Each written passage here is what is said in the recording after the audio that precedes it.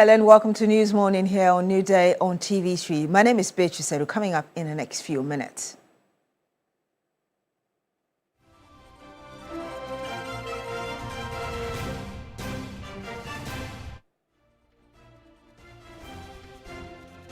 Transparency International Ghana welcomes the Supreme Court's decision to uphold prosecutorial powers of the Office of the Special Prosecutor.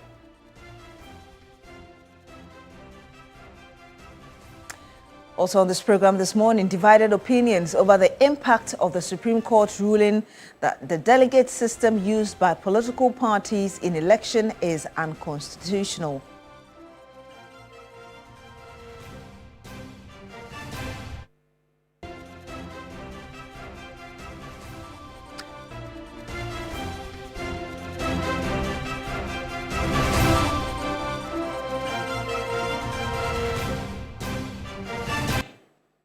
All of these stories and more in the next few minutes. My name is Beatrice. Thank you very much for joining us on the program. Now, the Supreme Court, in a unanimous decision, has ruled that the powers of the Office of the Special Prosecutor to prosecute do not contravene Article 88 of the 1992 Constitution, which empowers the Attorney General with exclusive authority to initiate proceedings in the name of the Republic. The landmark ruling brings to an end the legal challenge over the OSP's prosecutorial powers, which had stalled a number of cases before the courts. Lord Edwasari is our court first correspondent. He brought us this report earlier. Private legal practitioner Noah Damte filed a suit seeking declaration that Parliament acted unconstitutionally by establishing the Office of the Special Prosecutor with prosecutorial authority independent of the Attorney General. In his suit, which sought 8 reliefs, the plaintiff argued, among other things, that Article 88 of the Constitution exclusively vests prosecutorial powers in the Attorney General and that Parliament could not, through an ordinary act of Parliament, confer similar powers on another institution without first amending the Constitution. During proceedings, the Attorney General aligned with that constitutional argument, maintaining that prosecutorial powers ought to be subject to the Attorney General's control and supervision rather than being permanently exercised by an autonomous statutory body. Lawyers for the OSP filed a joint application to be added as respondents in the case, but it was dismissed by the Apex Court on the grounds that the existing parties could adequately assist in determining the matter. A 7-member panel of the Supreme Court, presided over by Chief Justice Bafo-Boni on Wednesday, July 29, held that the OSP has the authority to independently initiate and prosecute cases. The Apex Court, however, noted that the Attorney General retains the power to enter a nolle prosequi in the case initiated by the OSP, adding that all prosecutions, convictions, and freezing orders secured by the OSP remain valid. Reacting to the ruling, Executive Director of the Transparency International Ghana, Mary Ada, expressed satisfaction. For us today, it's a clear win. It's a win because it now tells or grants the SSP the relief. It also gives him the opportunity to move beyond all the heckling and all the issues that he's been dealing with over time. Attorney General, as he stands today, or as that office stands today, is bedeviled with a lot of challenges, particularly when it comes to in-regime accountability still remain.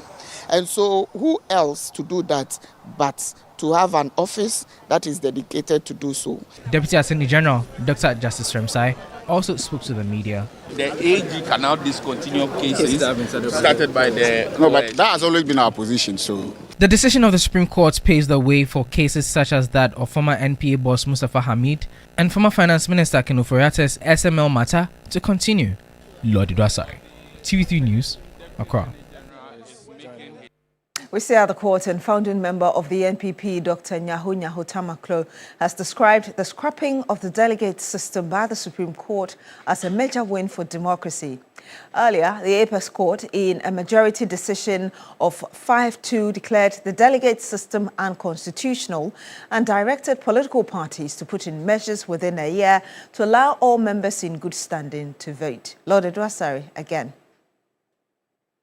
Former Minister for Environment, Science, Technology and Innovation, Professor Kwabena Frimpong-Boateng, veteran politician Dr. Nyaho Tamaklo and former Education Minister Dr. Christina Mwakoniama filed a suit at the Supreme Court challenging the constitutionality of the delegate-based systems used by Ghana's major political parties to elect their presidential and parliamentary candidates.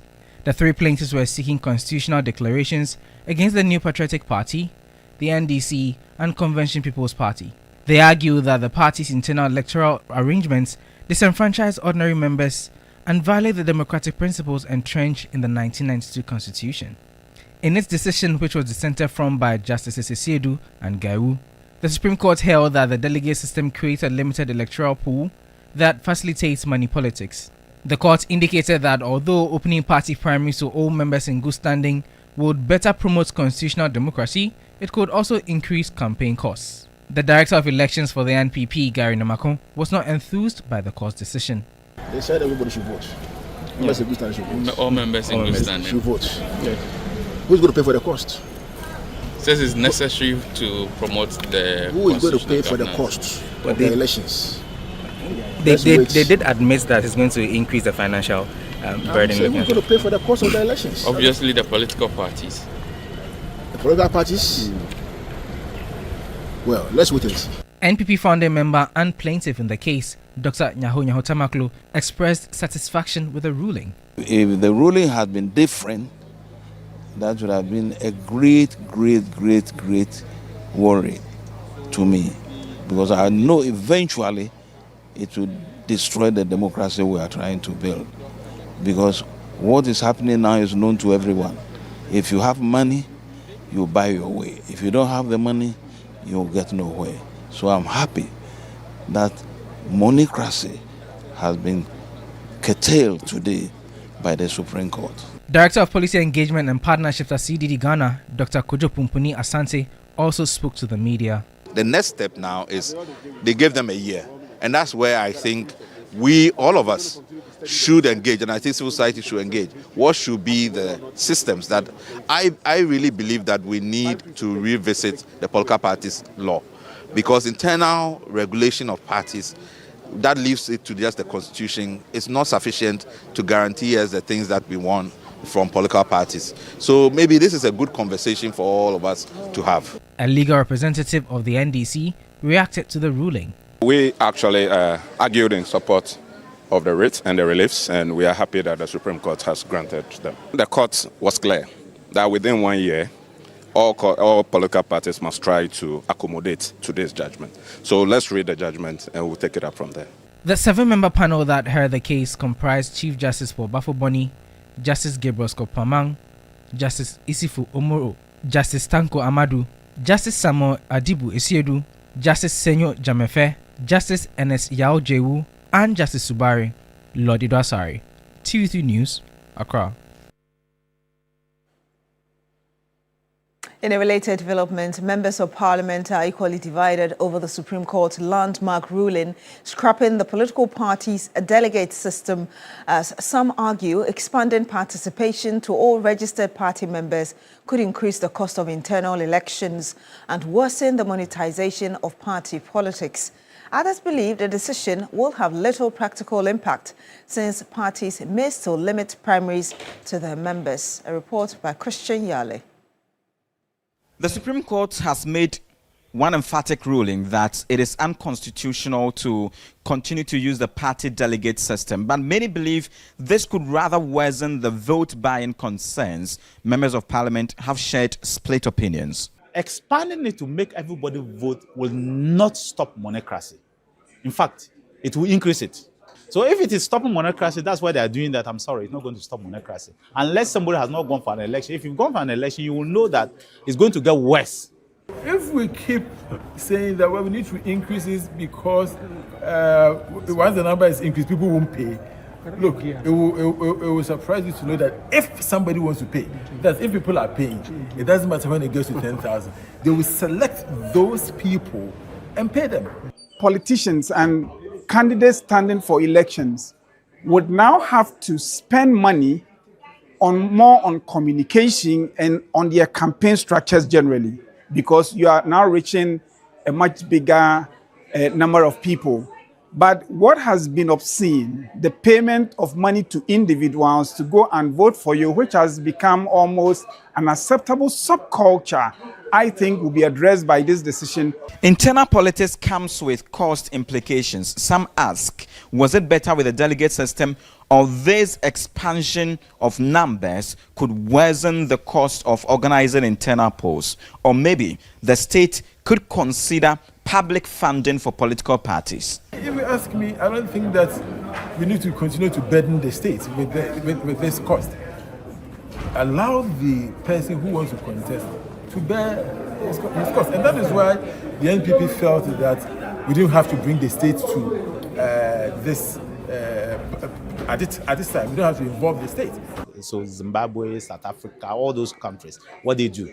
You can't do that. We can't do what we do here. As a candidate, you cannot just wake up and start dishing out money. Someone will come and say, this candidate gave me. The moment it were to be said that somebody gave you 5,000, it was from this person, that person will be disqualified. And in fact, you can go to jail for it. So I wanted to bring legislation on it. But of course, the Supreme Court has taken the wind out of all of us ourselves. When people say it's going to be costly, I want to see what are the component elements of the general budget that is making this costly. Is it the setting up of polling stations? We must see, once we know the details, we'll be in a position to suggest how we beat down the cost and how we make this happen. Let the questions and conversations on this subject matter continue, but what is clear is that Ghana is seeking to solidify its democratic credentials through this landmark ruling by the Supreme Court, which ruling has been questioned and lauded at the same time. Christian Yale, TV3 News, Parliament. Let's bring you some more here. And imagine escaping an abusive home only to discover you have nowhere safe to go. For many domestic violence survivors in Ghana, that is the reality. A review of the 2026 national budget by the International Federation of Women Lawyers, FIDA Ghana, has revealed that there is no dedicated allocation for the construction or expansion of shelters for survivors. Examining the impact of this funding gap, Nura Mohammed has the rest of the story. For survivors of domestic violence, safety is often measured by having a secure place to sleep or escape to. But according to FIDA Ghana, that remains out of reach for many.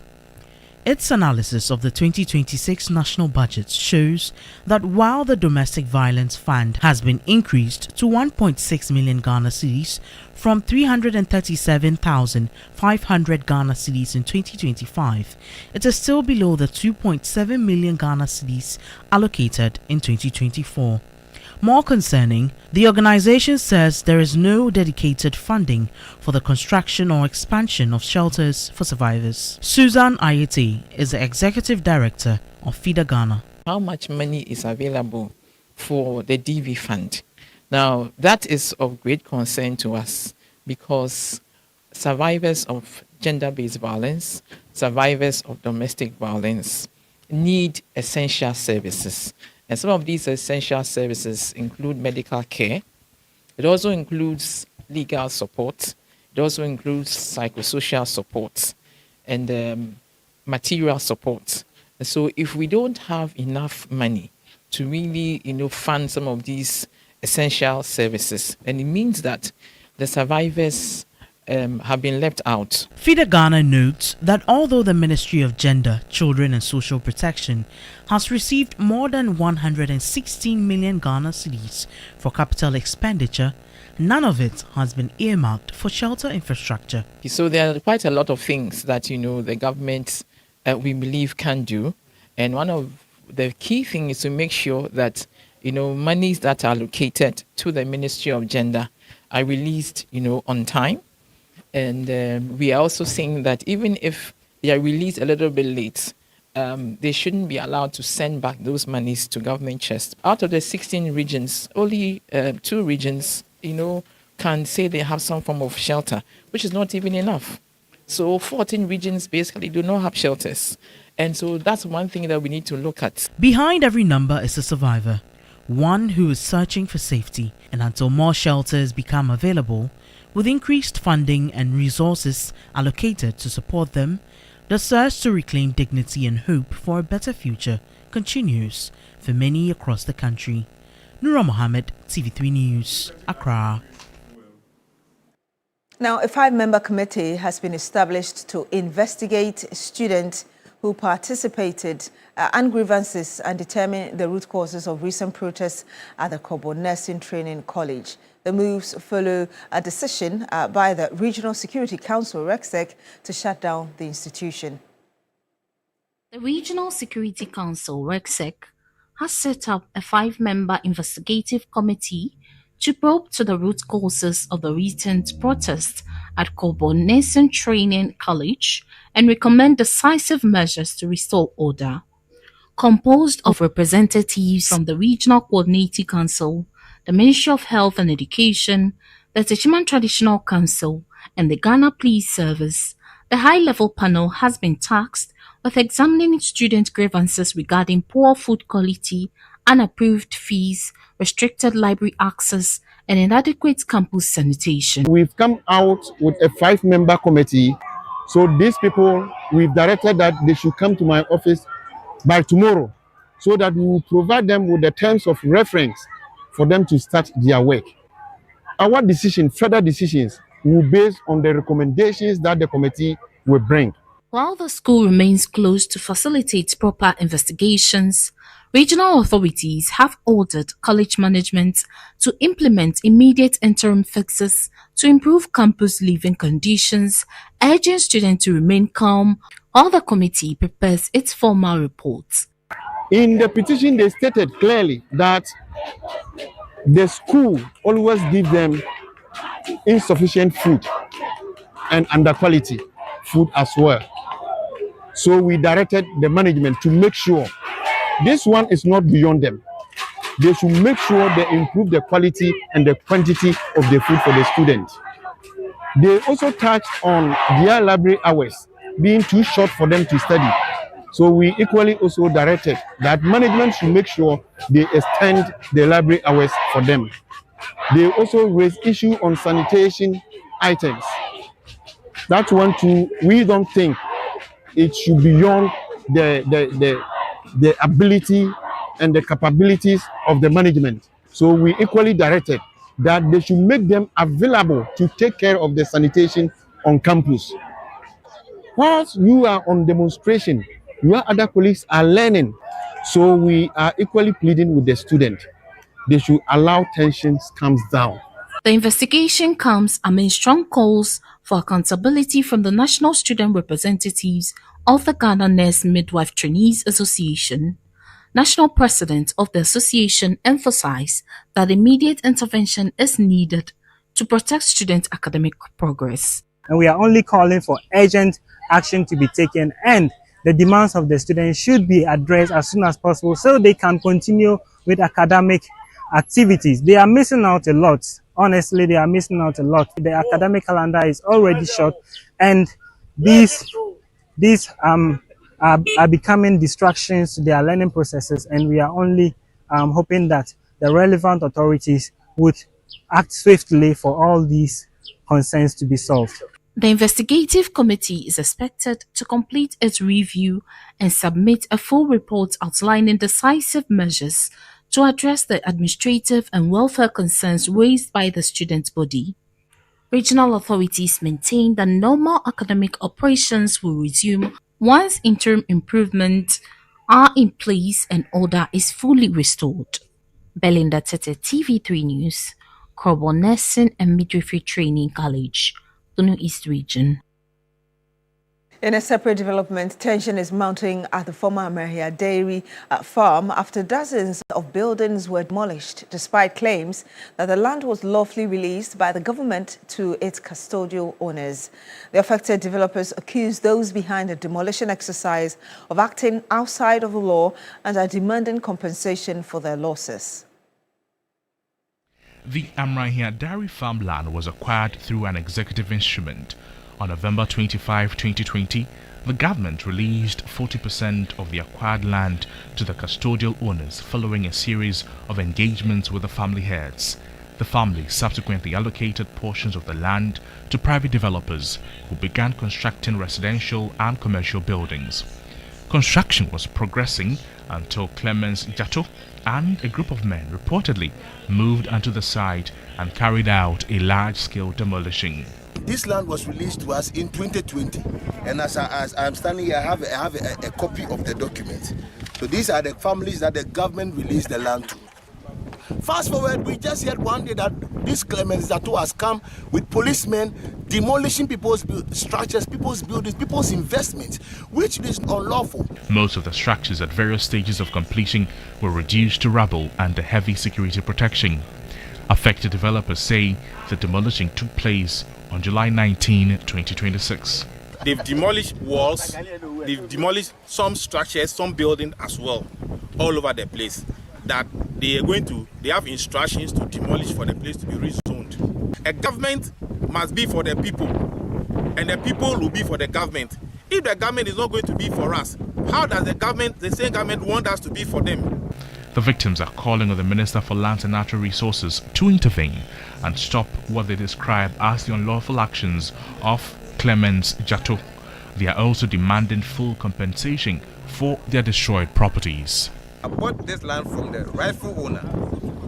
I don't think the president of Ghana knows about this. We didn't wake up one day in the morning to be given the power to Jato Clement to put a gun into our head, to terrorize us here as a citizens. This is the time for us to end this land guard activities.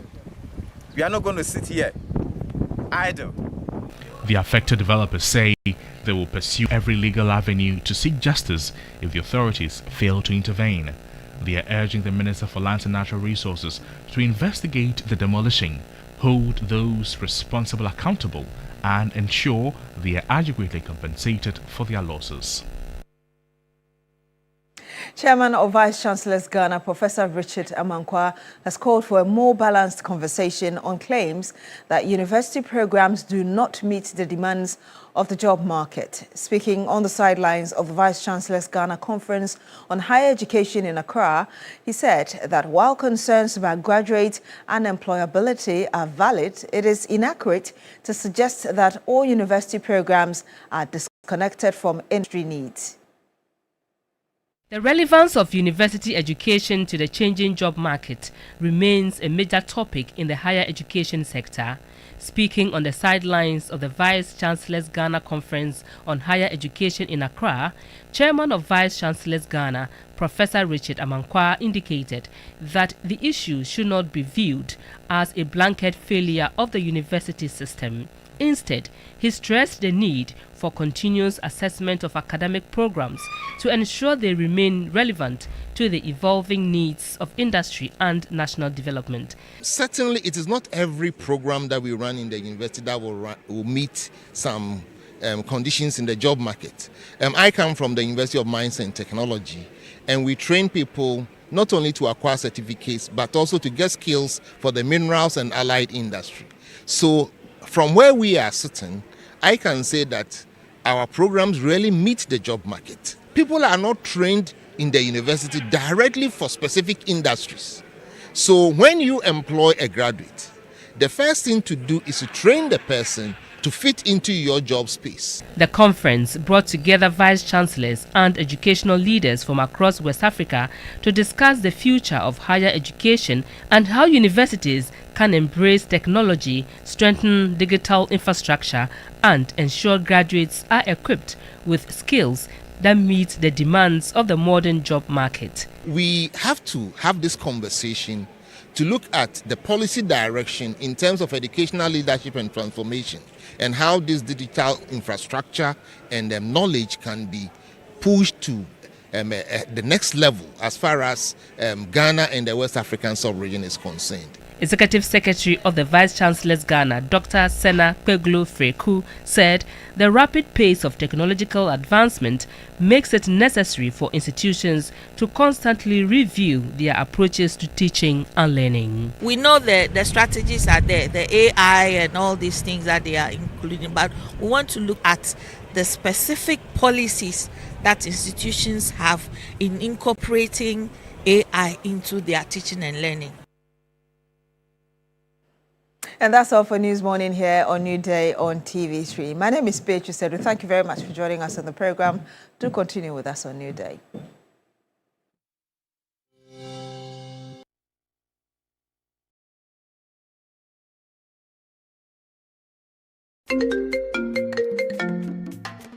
Hello, my name is Pamela from customer service. Please revalidate your account.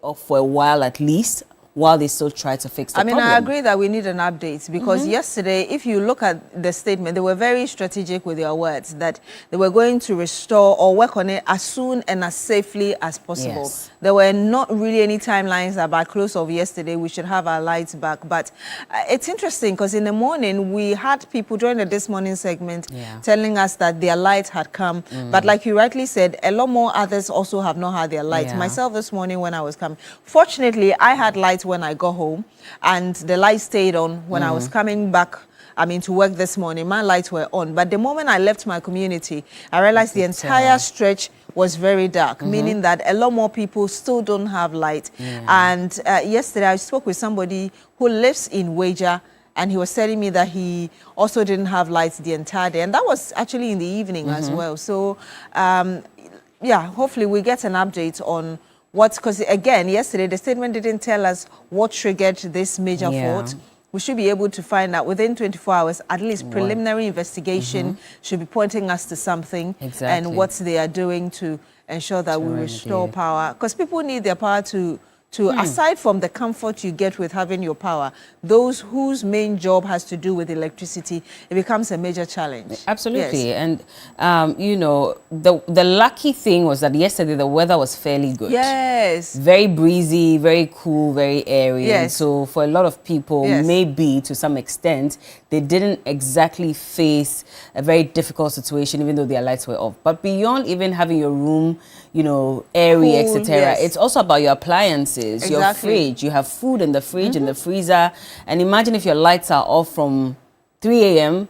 till 9 p.m. What happens to your food if you're not home? Yes. What do you do? You know, it's a lot of things that we need addressed. And yesterday, like you said, Gridco indicated that they had activated the established system restoration procedures. Engineers and system operators were working continuously in close collaboration with power sector stakeholders to restore power within the shortest time possible without compromising safety. And at the same time, they said a comprehensive technical investigation had commenced to determine the precise cause of this system event. What was the problem? Well, they didn't state exactly, but they said that the National Interconnected Transmission System experienced power system disturbance at approximately 3:11 a.m. on Wednesday, 29th July 2026. It's been 24 hours or more since this statement came out, and so we do hope that at least we can be apprised on what's been done so far and what our expectations should be like for the rest of the day, especially for people whose lights may still be off. And if you're like me, who, you know, had your lights restored and just this morning it's gone off again, then you're also wondering, is this still related to this system failure that Gridco was referencing? Or is there more to this matter or not? We need those answers. And we'll see if we can get those details for our viewers this morning. But let us know where you live. Let us know if your lights are back on or if they still are off. And, of course, if they came back on, at what time yesterday did your lights come back on? And are they still on as at this morning? Yes. So, I mean, that's something that obviously we have to get an update on. But beyond that, it's amazing how Parliament, the Supreme Court decided to give these landmark rulings or judgments in one single day. I don't know what you think about the political parties system, the delegate system, the Supreme Court deciding to scrap it, declaring it as unconstitutional. We've already had both MPP and NDC reacting to it, and also the special prosecutors, prosecutorial powers intact. But there's a caveat there that the AG can still discontinue any case started by the OSP. At whose cost, though? And that's the question that some of the lawyers are asking as well, because then the AG should be ready to bear the cost of having to discontinue a case that is far advanced to a large extent. What would be the reason? And they'll have to come out and explain into detail why they thought it was necessary to file a null prosecution at that point. You know, so it's a conversation that is developing, and of course, I'm sure we'll have a lot more people share their thoughts and opinions on it. I'm particularly looking forward to the conversation this morning and subsequently on Media General up until Saturday morning. I want to hear what the stakeholders this Saturday have is to going say. to be hot on but for me, I think that the concern also has been the fact that for a long time we had bemoaned the monetization of, you know, politics, party politics and elections in this country. Not long ago, we saw how an NDC stalwart was alleged to have given TV sets, eggs, money, etc., just to win a primary election in one constituency, just so he can represent his party. I mean, eventually later he said he had no idea about it, even though before that he had said that, oh, it was just a gift that he was given to, you know, the delegates to vote. Indeed. But now beyond that, we also saw how a presidential election, you know, for a particular party as well, also had these delegates or these candidates share money. 3,000, we're hearing 4,000, and now these delegates were so boldened that they came to a point where they said, if this one gives us more money than this one, then we'll vote for this person. Or if he doesn't give us this money, then we won't vote. To an extent that, you know, when I saw, I remember ahead of the 2024 general election, there were videos. Welcome, Roland, by the way. I know, right? He gets staring at you like, are you going to mention my name or not? Introduce me. You know what? You guys say, shift. Let me sit down. You're welcome. Do you have lights? You were saying. Do you have lights though? No, I don't. You don't have You lights? have lights? No, you don't have lights. Okay. Yeah, so I was just saying that 2024, I saw videos. I actually didn't believe earlier when I heard. But later when I saw that women or some women were actually wearing different shirts of the different candidates, knowing that if, for instance, Bella is coming in at 9, I'm wearing that with Bella, I take your money. Roland comes at 11, I take his money. And at the end of the day, they decide which of them they want to vote for. But I don't know whether I should say I'm excited about what people hope this would achieve. Because, again, we were here last year when CDD told us that you need about $200 million for you to run as a presidential candidate alone. And is it $150 or $600,000 to be a member of parliament? And that is even different actually from... 68,000, I think.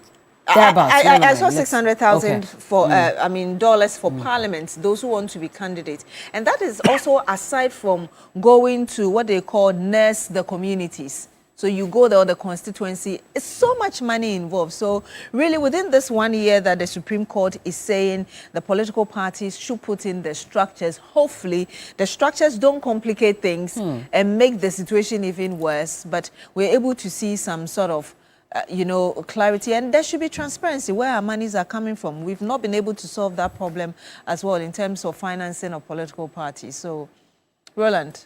Fantastic. I don't know whether this solves the problem. However, it stretches the ability of individuals to be in a position where they will be able to pay.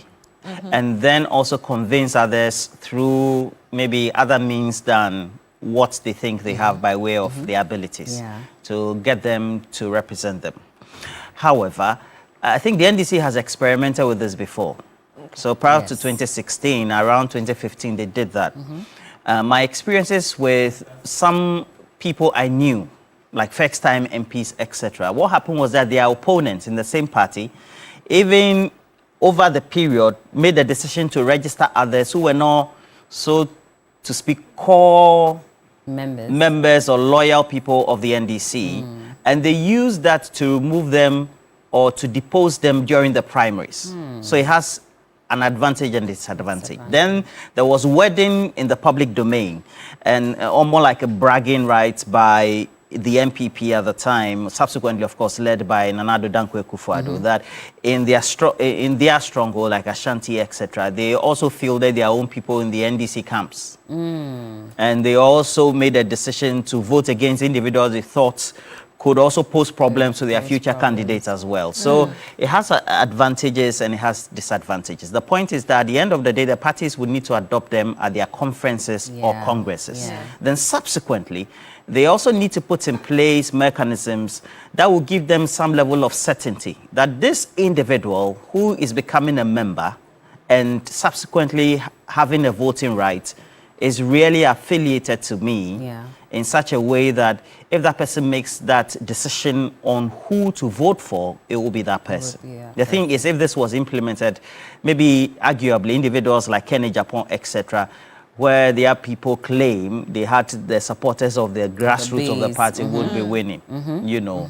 And so maybe also it gives a pointer to who is more popular among the political parties than those that are popular among the delegates. Yeah. And I saw a post but still, like that. It's still going to be a delegate election, only that an expanded form. I saw that post from one of an individual, I don't know if he belongs to the NPP, but he had said that if this ruling had come before the NPP selected its presidential candidate, we probably would have had a different story. Yeah, I've heard those arguments as well. Just because they think that Kennedy may have the support of the base, things could have gone differently and more in his favor than Dr. Mahmoud Bawumia. We may never know this because the elections have been held already. Yes, and already Dr. Bawumia is... Yeah. But the NDC now have to face that in selecting its presidential candidate. I mean, for the NPP as well, the executives are yet to be elected. Yes. There's a 1-year lacuna for them to implement this ruling by the Supreme Court. Yes. Are they going to implement it almost immediately when they have their next elections, or will they still try to, say that, well, we have a 1 year, I'm not sure whether, period to implement, so let's give it time. I'm not sure whether they would want to do that immediately, because we've had the members of parliament on the minority side saying that this is going to be expensive. I mean, both sides, actually. also spoke at the court as well. I don't know, what do you think, I mean, both of you, as regards the cost implications for the political parties? It depends on who wants to look at it and from which angle. I think that there's a voter-buyer behavior that has been adopted by those who want to take up the position of parliamentary candidacy elections and then at the presidential level. And then secondly, over the period, the behavior that those who are elected into public office have put up is that when they get into office, they kind of alienate themselves from those who voted for them, i.e. the delegates, 1. 2, those that the delegates also represent in the various constituencies across the country. And so it's a behavior first that would need to be changed by a mindset before you come to the subject matter of money, because the money problem and the demands by individuals is a socio-cultural problem of Ghana. Yes. It is not only an extension of a behavior pattern within the political parties. Yes. When we make a service or we even contribute to somebody's livelihood, the first thing that comes into the mind of the Ghanaian person is that, oh, please, this one, Bella has done well, so Charlie, take a parting gift. It takes, sometimes you have to force people to say, oh, take it. Even though the person doesn't want to. They'll even ask you, won't you give me something small? Yes. I've worked for you. Or, especially even, I'm not putting them, under the radar, but, security guards at various institutions, just because they're helping you to join the road again. Yes. They can't say, oh, hello, madam. And they're expecting some handouts. And if you say, oh, I'm so sorry, I don't have anything. Oh, okay. It's concerning. I mean, it's so endemic. And I think I've said it here before that I went to a municipal assembly to make some inquiries. And before I left, the man said, "Unimsa open in tema brown envelope. In 3 days' time, you get your job done." And I wasn't enthused. Meanwhile, it'll cost less to even get the process. Exactly. So it's really endemic. But you see, you talk about mindset change before we even think about the law. But I think that if the law is in and we implement it, it will force people to align. Well, I think that if you're serious about implementing it properly, then people will have to align. Speaking of alignments, let's go into this morning's segment. Let's align properly with our producer. It's time now for the This Morning segment. We'll talk about the power situation, see if we can get any updates. And then the BEC results are in as well. We'll give you all the deets on that.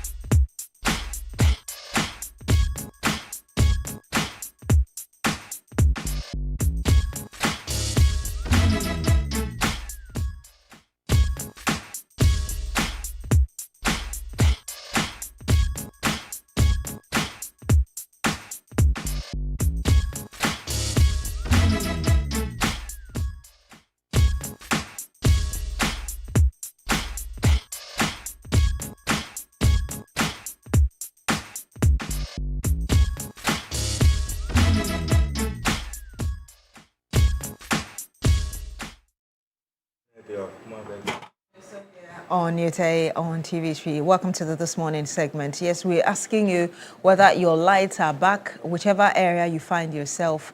And also we want to get an update as well regarding the power situation. First of all, what might have caused it?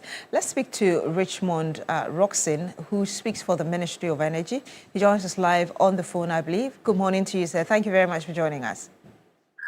Good morning to you, Beatrice, and thank you for the opportunity. It's been 24 hours since we had Gridco issuing that statement about the major power problem. Within the last few hours, what have you established in terms of preliminary investigations regarding what might have caused the power issue that we're experiencing now? The briefing we have as a ministry from Gridco is that preliminarily, they believe that the issue was caused by a lightning strike, but this is early. Like I said, preliminary, and they are still conducting some further investigations.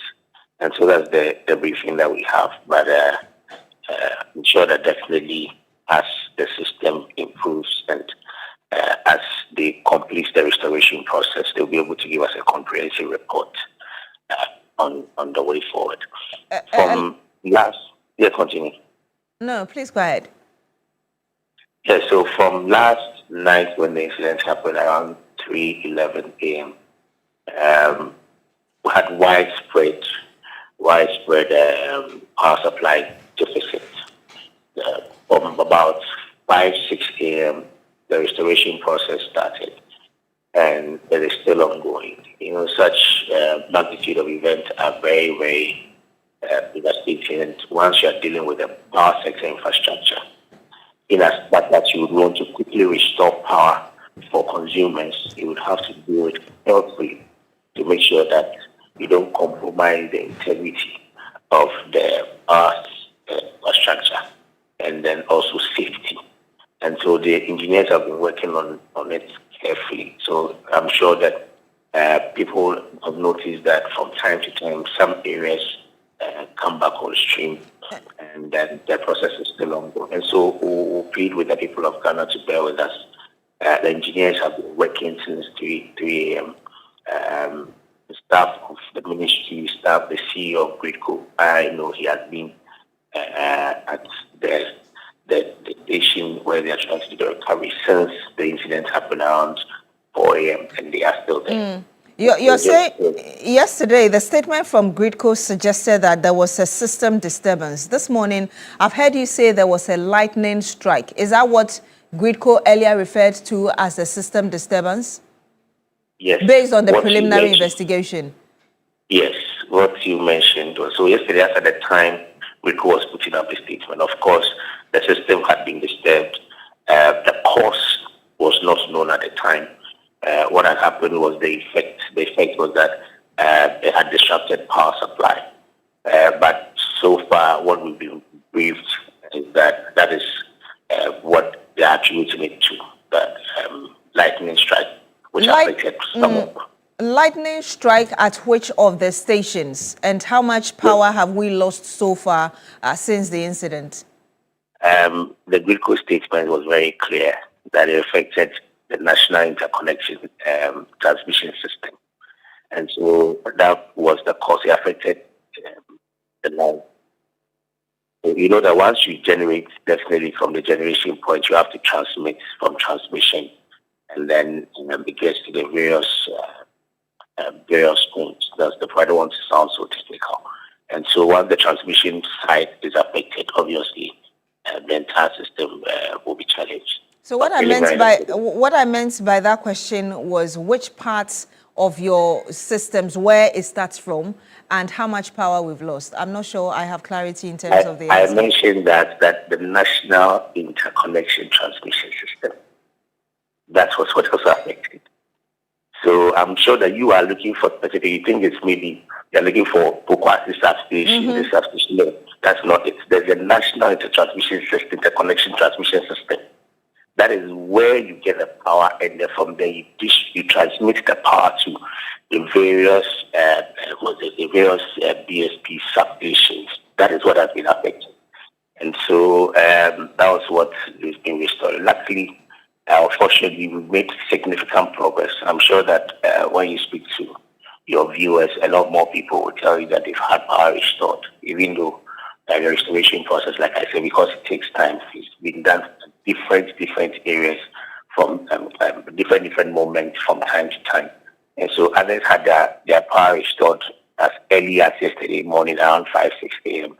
As at last night, others had power restored. I know that this dawn, others have also had restored. So it's a process that they are doing systematically to make sure that the system is not compromised. That is very important. If you rush and then you restore and then the entire system breaks down, you can imagine what we'll be going through as a country. And so we'll plead with people to give us just some time. The engineers are working on it, and they'll be assured that they get the power supply. The other part of the question is, how much power did we lose as a result of this? How much has been restored? And for those who still don't have lights, do we have any timelines as regards when they should expect their lights back? From your last question, I can't give a specific timeline because you do this thing carefully and systematically. If you give, I can't tell you that they will come within 1 hour, 2 hours. If the engineers advise that it is appropriate to restore power in 1 minute, they will do that. They advise that where we are, we have to break this phase up. That will be done. If you're asking about what the power we lost, I don't want to put a specific figure to it. The quick statement mentioned that it affected the generational plants. What it means is that once the transmission system was not up, you wouldn't even need to do the generation. If you generate, why are you going to transmit? And so all these plants had to practically come to a halt. You're not able to tell us how much of it has been restored so far? So far, the restoration, Gridco, I'll put the figure around between 80 to 90%. That's what has been done. All right, we'll have to end it here. Thank you very much, Richmond Roxon. He speaks for the Energy Ministry, bringing us some clarity as regards what might have happened. He says it was a lightning strike, and he's still not able to tell us how soon, for those of you who don't have lights, you'll be able to get your lights, but assuring that engineers are working round the clock to bring back your lights. So thank you very much once again for joining us. Well, I did speak to a couple of people I know within Gridco, not at the top level, but within the middle level, management level. They said most areas are in, but there are some areas that are still out. So we'll take that into our strides and then see. But we also have the latest update from the West African Examination Council, who have formally released information on the Basic Education Certificate Examination result for 2026. And according to the West African Examination Council, you have to get onto their portal to get the latest as well. But just to apprise you of what the numbers are, or to inform you of what the numbers are, in total, in excess of 620,000 candidates wrote the examinations. And then by ratios of males and females, 300,000 plus for males and 315,000 plus for females. And so far, according to the West African Examination Council, some 20,789 schools took part in the exams. And it includes 136 candidates with visual impairment, 282 with hearing impairments, 510 candidates with other test accommodation needs, and the examination was also conducted in some 2,223 centers across Ghana. Now, out of those numbers that were registered, some 3,600 plus one candidates were absent for reasons WAEC has not stated. They also reported a number of incidents of malpractice at various centers, what they call irregularities.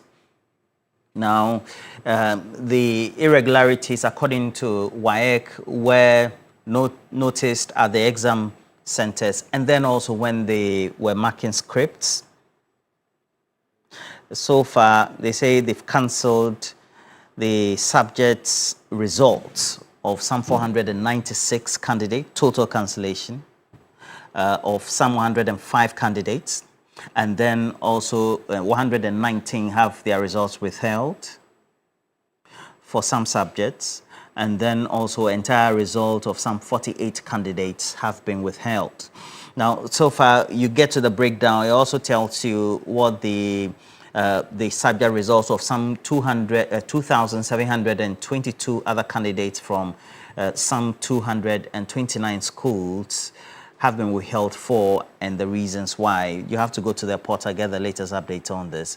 But also, just in case you're one of those schools, you know what to do. You have to get in touch with WAEC. But largely, with the introduction or the announcement of the result and the result coming, it also means that the Ministry of Education, through the school placement system or secretariat, then we'll have to get ready to make sure that they place the candidates. Now, Beatrice, as well as our viewers, what this one also has indicated, being a far departure from what has been practiced over the last couple of years, is that candidates are now going to choose which schools they are going to attend.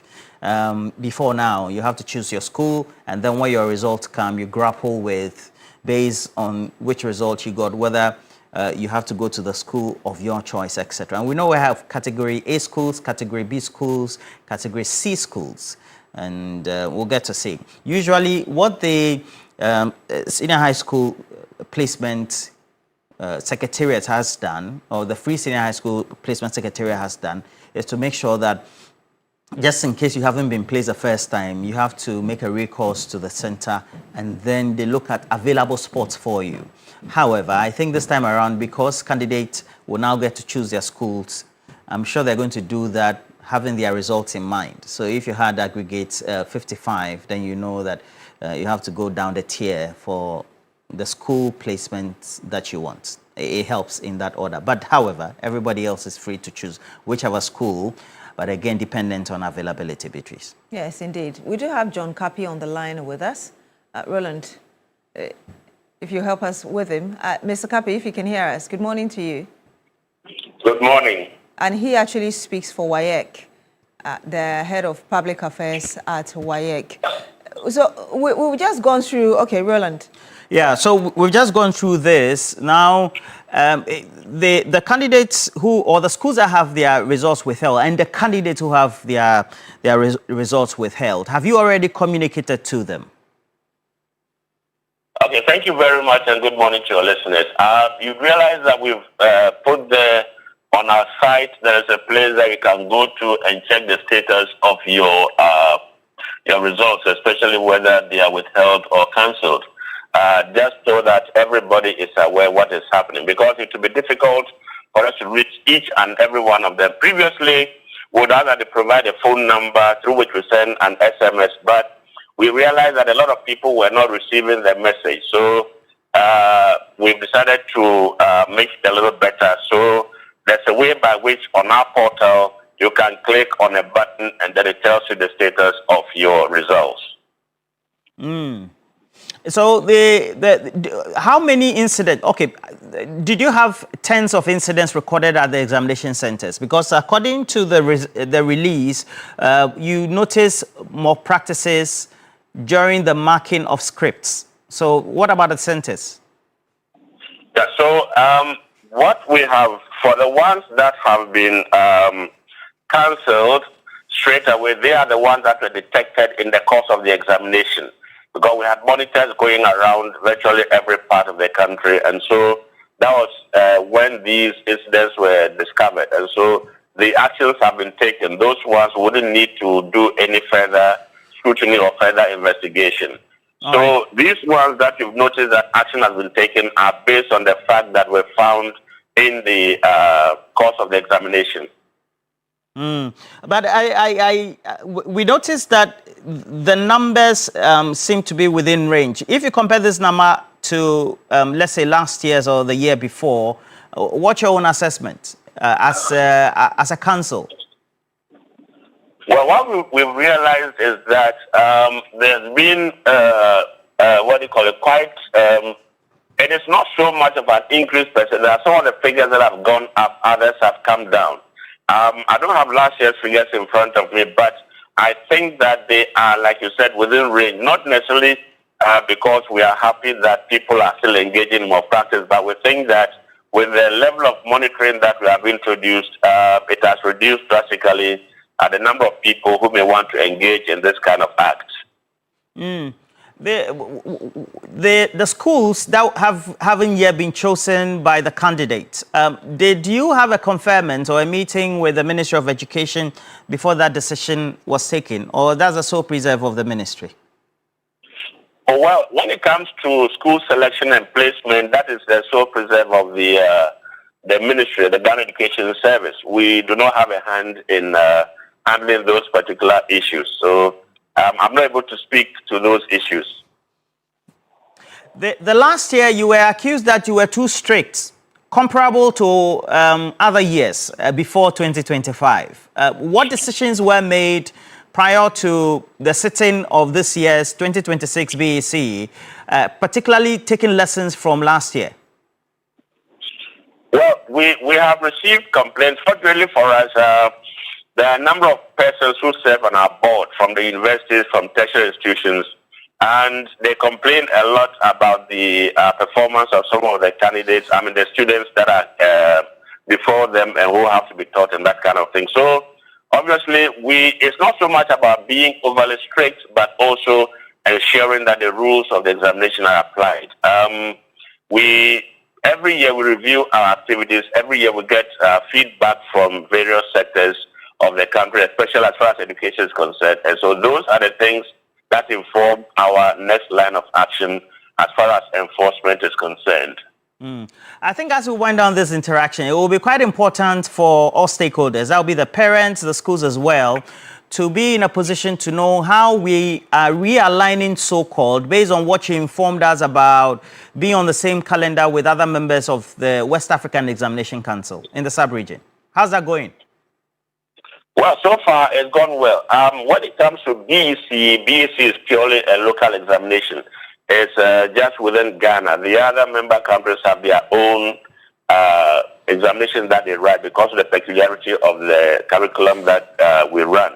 But then for the West, I think that so far everything has gone on very well. We are collaborating very well with our partners, the other member countries of the council.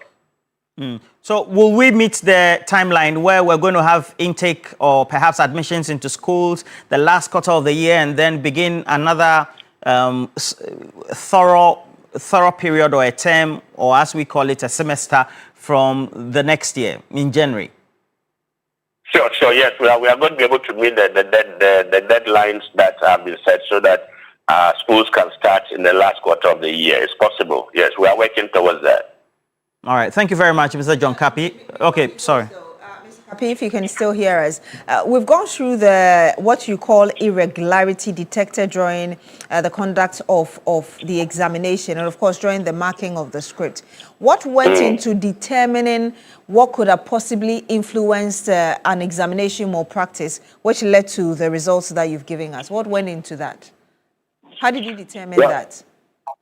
Well, usually when the scripts, especially for those that we call collusion, those are detected in the course of marking. Now you realize that a lot of the time the candidates are writing exactly the same thing. And if I may take you into a little bit of, assessment, apart from questions that are on recall, when you have application questions, you and I would be looking at it from different angles, but we'll be arriving virtually at the same response if you want. So that it's not going to be word for word. If we are told to define a table, we'd all probably have a standard definition for a table.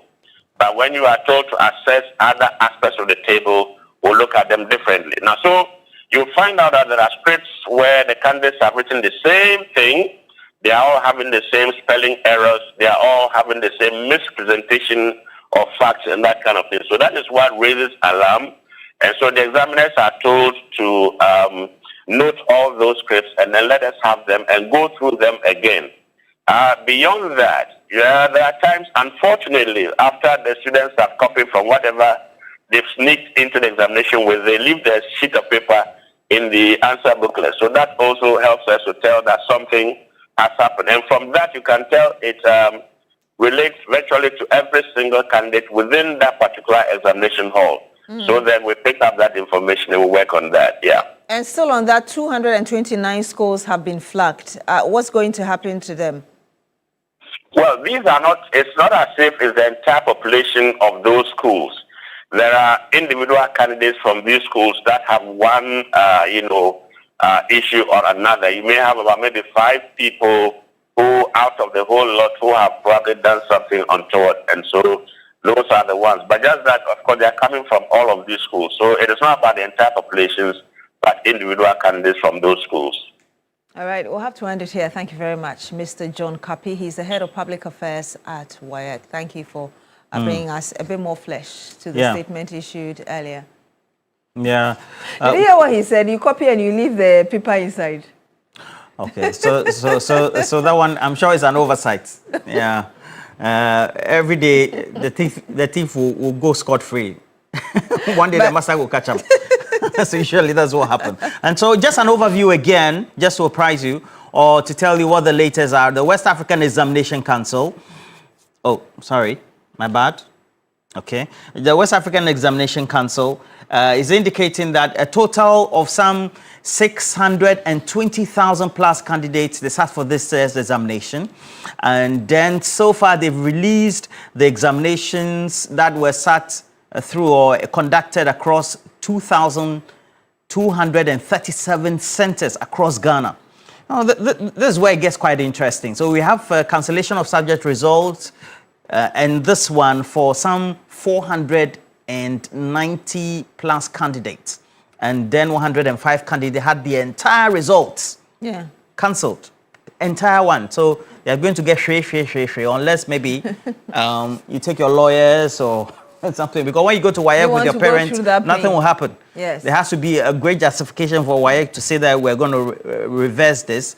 But usually what the West African Examination Council does is to put together a committee for some of these problems to be looked at based on petitions from the various schools. Yes. And then they've withheld the subject results of 119 candidates. And by experience, what happens is that sometimes you may have a particular school, and sometimes it can happen to the whole batch of the school, where they have 2 subjects, maybe science and English, all withheld, and they have the others released as well. And so that also points to some of the responses that we got from him. And then we have 48 candidates also having their results withheld. Okay, so, but you know, the West African Examination Council is a human body. And so usually when the committee sits and they take a real look based on the petitions from the various schools, for most of the times, most or some of the results are released. Yes. Yes, at least for those who have the subject result withheld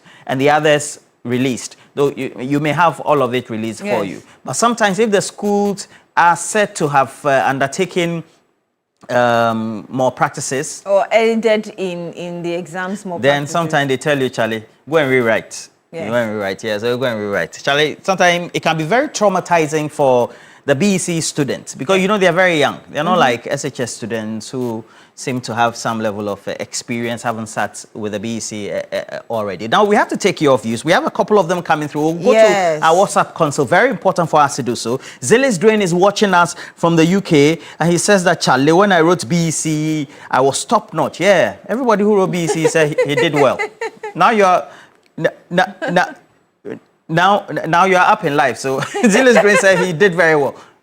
Please release your results. Let's see. Let's see, yes. Anyway, results don't really sometimes shape your life at the end of the day. So Sherry Giovanni, though, is an educationist. And so he's a teacher as well as an educationist. Also has a very important message for us. So it's also important we take his message. Sherry Giovanni, good morning to you, Samuel. Says the schools and candidates that have their results withheld should know that engaging in examination or practices can't take you anywhere. Whilst others are able to access their results, those little ones will be traumatized because they have issues with their result. Yeah, true. Congratulations to all those who are successful, especially my nephew, Harrison, a Form 1 student who tried the BEC and got aggregate 11. Right. It's against the law to do that, though, but we all do that. Well, Prince Henry Kofodia is standing for some position. Okay, that's it. I think regional communications officer. Yeah, for Eastern region. Yes. That's it. Let me also, same for Eastern region. Obanwa, a very good friend of mine who is standing, very astute, intelligent lady. Alfreda Nkwa Abuaje. And she is going for the Eastern Regional Treasurer of the MPP, Alfreda Nkwa Abuaje Obanwa. I wish you all the best in that examination. And Prince Emmy, the message he sent in earlier was choosing your school after seeing your results is the best because you will know your strengths before choosing the school you want. Resetting is ongoing. And then this one from landlord Bolga D Line. He says, good morning, Mr. Roland, Beatrice and Bella. Says the decision of the C, as in the Supreme Court of Ghana, is hereby respected, but I strongly disagree that it would address the issue of monetization. The next primaries will prove me right. Aspirants will rather spend more like never before. If the highest bidder will win, they will win. Yeah. And perhaps the last one I'll read here, Mr. Simon Yenwa in the Upper West region says, good morning, Beatrice, Bella, Roland. Proponents of the delegate system are complaining about where to get money for voters. My question is, since when has monetization of elections in this country become constitutionalized? If widening the system to cover all eligible voters means reducing affordability for vote buying, why not? Aspirants who support monetization of our elections should prepare to acquire enough televisions and motorbikes for all voters. Vote buying is an affront to our democracy. And that's coming from... I have a great friend of mine who is watching. He's also my classmate. So Isaac Crepody, good morning to you. He says that, Roland, you remember when we sat for the SSC? Yeah, I remember. It was cool, Charlie. Yeah, but like we all say, we all did well. Which year was it? Aziz Dollar says he completed in 2005, SS. Okay, so one more, Ekwe Abuatman says that as parents, it's quite unfortunate that the government, or then you put into bracket, the Ministry of Education decided not to ask the schools or the candidate to select their schools. Now the results are in. They are now going to struggle to select their schools. I think this one is better. So if you had 29, you know, select the school. You choose. Yes. Okay, and then also Theophilus MFA in Ablekuma. Wishing you all the best. It's your birthday. This one is also coming from a good friend of yours. Says Isaac. Okay, Theophilia MFA Ajawoda of Ablekuma right here in Accra. May God protect you throughout your life. Now we have to give you some breakfast in snacks. Yes, indeed. Let me remind you that you can always pack up your day the Milky Way with a rich, smooth taste of peck milk shortcake. It is just pure delight. Find them in all grocery shops by you. And when we come back, we'll bring you the big issue with Beda Mundi, and myself and Roland will bring you sports and some more. Do stay with us.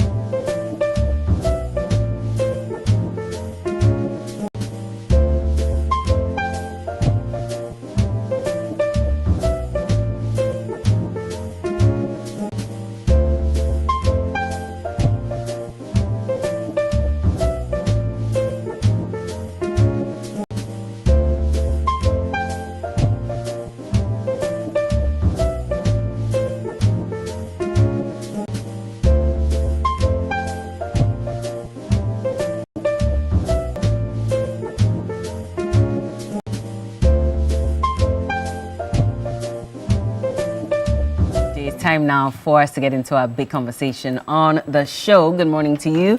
If you just tuned in, we're grateful that you joined us. We hope you have light where you are, by the way. We've spoken to the Director of Communications for the Ministry of Energy and Green Transition, and he's explained that per the briefing they've received from GridCo, it indicates that power system failure was as a result of a lightning strike, which is why the lights went off at 3:11 a.m. the day before. And in most cases, power has been restored, but in some cases, they're still trying to fix the problem, and they'll get a full briefing as to exactly what happened beyond just knowing that it was as a result of a lightning strike. But of course, it was the national transmission system, which is why the power outage was widespread. So if you don't have light this morning, well, they say that they are working assiduously to ensure that power is restored. Let's keep our fingers crossed. Some of us had lights, didn't have lights. It came back on, and this morning went off again. So we're hoping they can fix it for us. But good morning to you as well. We're also live on DSTV channel 279. We're streaming live on Facebook at TV3 Ghana and also live on YouTube at TV3 Ghana. Good morning to all of you who are on there. And very shortly, I will be saying good morning to a specific number of people. Abraham. Abraham is not happy this morning. I think his lights are off. So he says that the energy minister and the deputy must be sacked. Some individuals at ECG GridCo must be dismissed immediately. Okay, and Inqua says majority of things that are free are not good. Okay, my lights came in yesterday around 4:30 p.m. and went out again this morning. That's Charles Mauli. And Jeremiah Ayin Loya says our lights went out again this morning. Ayin Loya is from Bolga, Tanga. Delegate system scrapped. Why are some people against this great news? That's Ablade Efia Kuma. And that takes us into our conversation for this morning, because the Supreme Court yesterday ruled on two very important matters. One, on political parties' delegate system, declaring it unconstitutional. And then secondly, there was also a ruling on the mandate of the OSP, indicating that the office of the OSP and its establishment was constitutional. The only thing that they are giving powers to with regards to the Attorney General is the fact that they can file a nolli prosequi when the OSP is prosecuting a matter that they don't necessarily agree with in terms of how it's being processed. So we'll get into all those conversations on here as well. Good morning to you, Solomon Ofori and Safianu Adam. Says most people have lights. The situation in Mampong is pathetic. Safianu Adam. Okay. Solomon says this judgment reinforces my position that constituents have a full right to elect their parliamentarians, not imposition by delegates and party headquarters. Money ni money. Good morning to you, and to Prince Nana Yao York. That's Roland's favorite person. He always mentions him along with Money ni money. But let me introduce my guest this morning so we can get into our conversation. Across the table from me is Ross Owusu, and Ross is here representing the NPP. He's a member of the National Communications team, also a private legal practitioner. Good morning. Good morning. How are you Bella. doing? I'm doing very well. Good to see you. Good to see you as well. Do you want us to continue our argument, or we should leave it here? No, that's fine. Hamza says we should leave it. She says it's okay. I'm stretching the matter. You're also stretching the matter. But good to see you. Also next to him, we have Lom Nuku Ahilija. I almost said Ahilija again. Ahilija, he's a lawyer and a law lecturer as well. Good morning. Good morning. Thank you for joining us. I hope you're well. Yes, I'm fine. Do you have lights? Yes, I do. Oh, you do? Okay, so you are lucky. Like, he's going on and off, so. That's the thing. Yes. Well, they say it's as a result of a lightning strike, so. Yes, I used to work in GridCo, so I know a lot about Oh, you did? power transmission Oh, and I the see. issues. Okay, that's interesting. Yes. Also in the studios with us is Hamza Suini. He's a private legal practitioner and a member of the NDC communications team. Good morning. Good morning, Bella. Good to see you. Good to see you. have lights? Yes. Oh, you're lucky. Very lucky. But I know that there are many out there who are still struggling with the issue of outages. So we would like to appeal to the authorities, that be especially GridCo and the minister responsible for energy, to do all that they can to ensure that we have power restored to all parts of the country. It is very important. It is very important that is done. Absolutely. So let's give you a little history before the ruling from the Supreme Court with regards to the delegate system being declared unconstitutional. Now, as far back as 26th of January 2026, we had three of our most distinguished elder statespersons launching a legal challenge at the Supreme Court, and they were seeking to dismantle the delegate-based electoral systems used by major political parties So they filed this lawsuit. In fact, these three individuals were cardiothoracic surgeon Professor Kwabena Frimpong Boateng. We all remember him also from that Galamsey report. He was the chairman of the Interministerial Committee on Illegal Mining. We also had medical practitioner Dr. Nyahot Tamaklo, also a founding member of the NPP, filing that lawsuit. And then former Minister of State Dr. Christine Amwakunuyama. They argued that the current method of selecting presidential and parliamentary candidates was unconstitutional and oligarchic. And so the plaintiffs contended that the NPP, the NDC, and the CPP had replaced broad-based democracy with a restricted electoral college system. And they expected that the Supreme Court will look at these matters and strike out the constitutionality of the delegates system. They said it severely disenfranchised hundreds of thousands of ordinary party members in good standing, effectively creating a privileged voting class. So yesterday, the Supreme Court, after sitting on this matter for a while, gave its judgment. In fact, it ruled by a 5-2 majority decision that all registered members in good standing of political parties must be allowed to vote in election of their party leaders and their candidates. And so thereby declaring that the delegate system that is currently being practiced is unconstitutional. Now, let's go back to the courts from yesterday. Some of these party stalwarts representing the NPP, the NDC, shared their thoughts and their opinions on this Supreme Court ruling. And they were a bit concerned about the cost implication of this ruling because the Supreme Court has given them a 1-year lacuna where they can now, fix their processes and ensure that they include this ruling into their election processes. But these party officials and executives are not too sure if this is a good decision or a bad decision. Take a look. All members in good standing should vote. Yeah. Who's going to pay for the cost? Says it's necessary to promote the. Who is going to pay for the cost of the elections? They did admit that it's going to increase the financial burden. So who's going to pay for the cost of the elections? Obviously, the political parties. The political parties? Well, let's wait and see. NPP fund ruling has been different. That would have been a great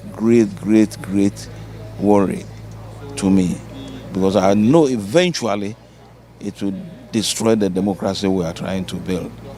Because what is happening now is known to everyone. If you have money, you buy your way. If you don't have the money, you'll get nowhere. So I'm happy that monocracy has been curtailed. They gave them a year.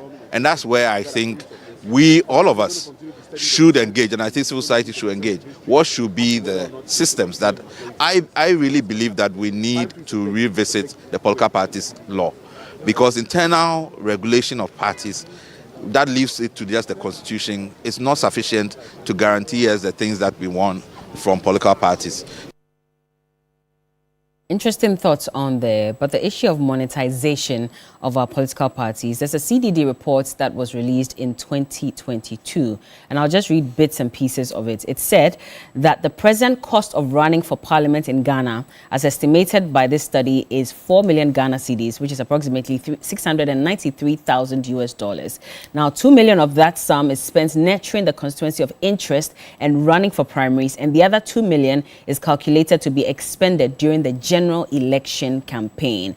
But if you think that, this is it, you have to look at the history of it as well. And of course, we'll get into the presidency and how much that will cost as well. But over the last few years, this number has jumped, incredibly. Now, as of 2016, if you needed to run for parliament, you needed about $85,000 to be able to run your campaign and ensure that you got into office.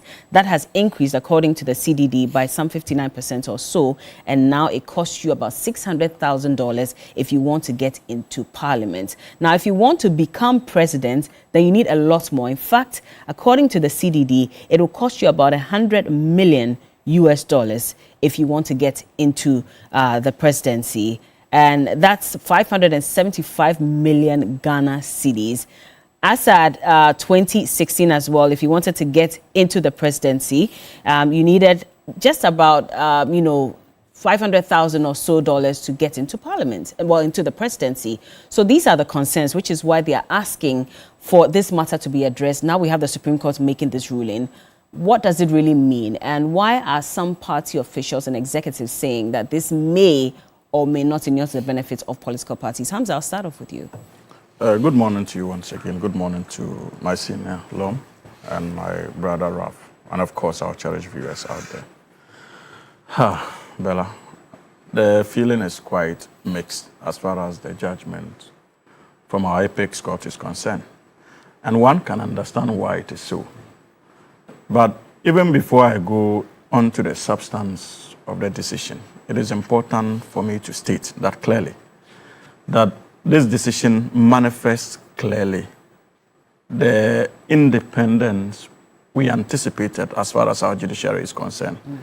This is a decision that no political party is attacking the bench for throwing out. Because if you decide to juxtapose that as against the OSP's ruling as well, clearly, there seems to be some satisfaction in terms of the independence that we were yearning for a year or two ago as far as our judicial architecture is concerned. So let me use this opportunity to more or less thank the Chief Justice and the justices of our courts for beginning to once again inject some measure of sanity and confidence as far as our judicial architecture is concerned. It is commendable, and I think that it is good that we continue to go on that trajectory.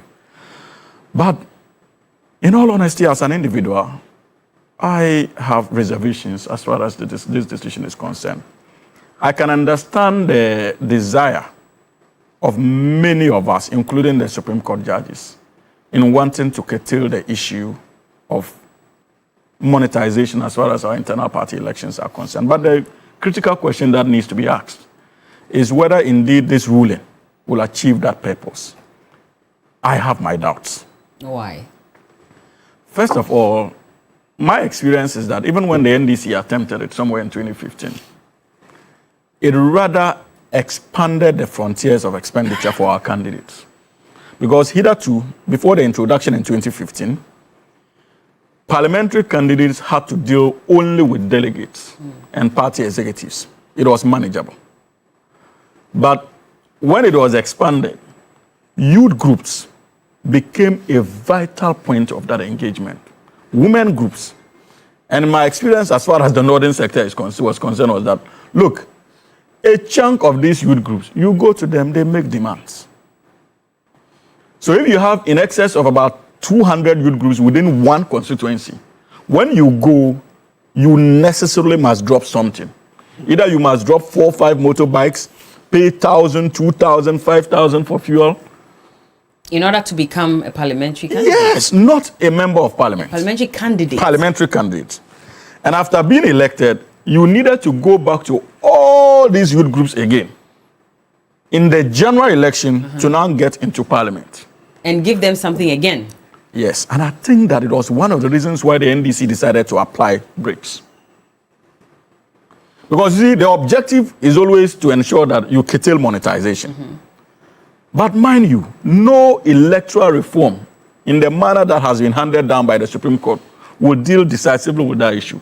The only way to deal decisively with the issue of monetization is for politicians to take their job seriously by actually ensuring that the teeming youth out there are given meaningful jobs, like we have it in the Western world. And even those who are not employed, the system takes care of them in a form of social interventions that are verifiable and can be checked.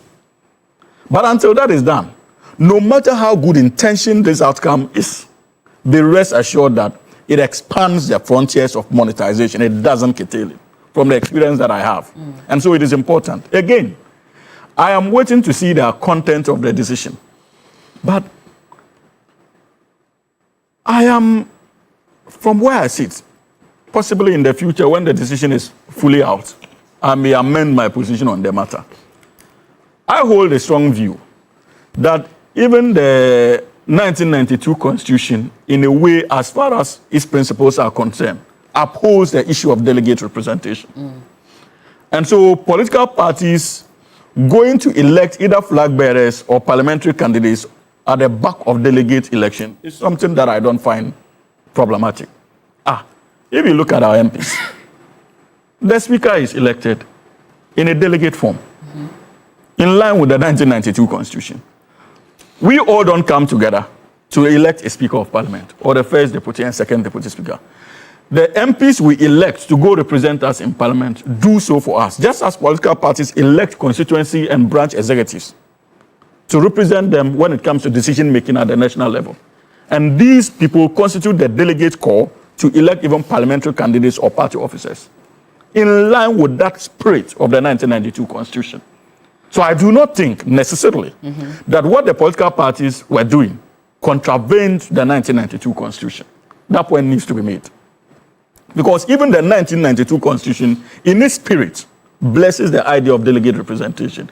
Indeed, as I speak with you, all democracies that have embraced the issue of election are given access to party people to elect. These were not decisions handed down by their superior courts. These were progressive march towards inclusive democracy in the long run. So if you go to the United Kingdom, for example, we still have cases of political parties who have not successfully opened up for all their members to vote. But the Labour Party has done that, I think after 2004. Conservative have embraced it by opening up for all members of, in good standard to vote. Commendable. But they didn't have to take decisions from our superior courts or their superior courts in London. So I feel like steps of this nature must be taken incrementally, largely because of our developmental trajectory and the need for the political parties themselves to transform with time. But isn't that why the Supreme Court has given the political parties 1 year? Is too short. You see. How is that too short? 1 year is too short. It's to be, look, we are looking at the political implications. We are looking at the economic implications of such a decision. And I dare say, and I'm sure the political parties themselves will come back to this point and tell you that 1 year is too short. Look, for those of us who are social democrats, members of the National Democratic Congress, this is commendable. Any opportunity to give people the right to decide who leads them at the party level is something we will not condemn. And I'm sure that is the reason why the National Democratic Congress, even regardless of its reservations, decided to rather go on the tangent of advocating for inclusivity, which is respected, which is commendable.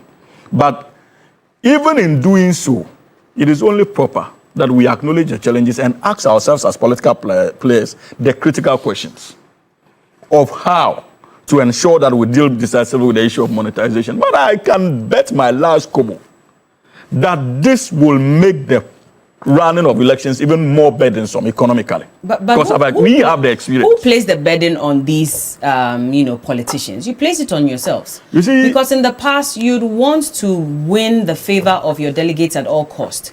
And so you'll give them something. Now they became wiser and realized, which is a problem as well, because they became wiser and realized that, well, these people, it looks as if they want to get into office, they want to give us something. So now we will make the demands and ensure that if they don't pay, they don't get in. I agree with you if you say that we place the burden on ourselves.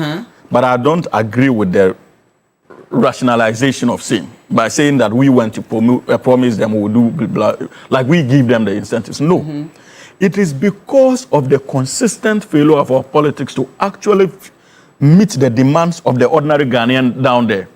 That changed their perceptions. But whose fault is it? So that's why I told you that I agree with you when you say we are the cause of that burden. But when it comes to how we became the cause of that burden, it is not because we went to the people giving them handouts. No.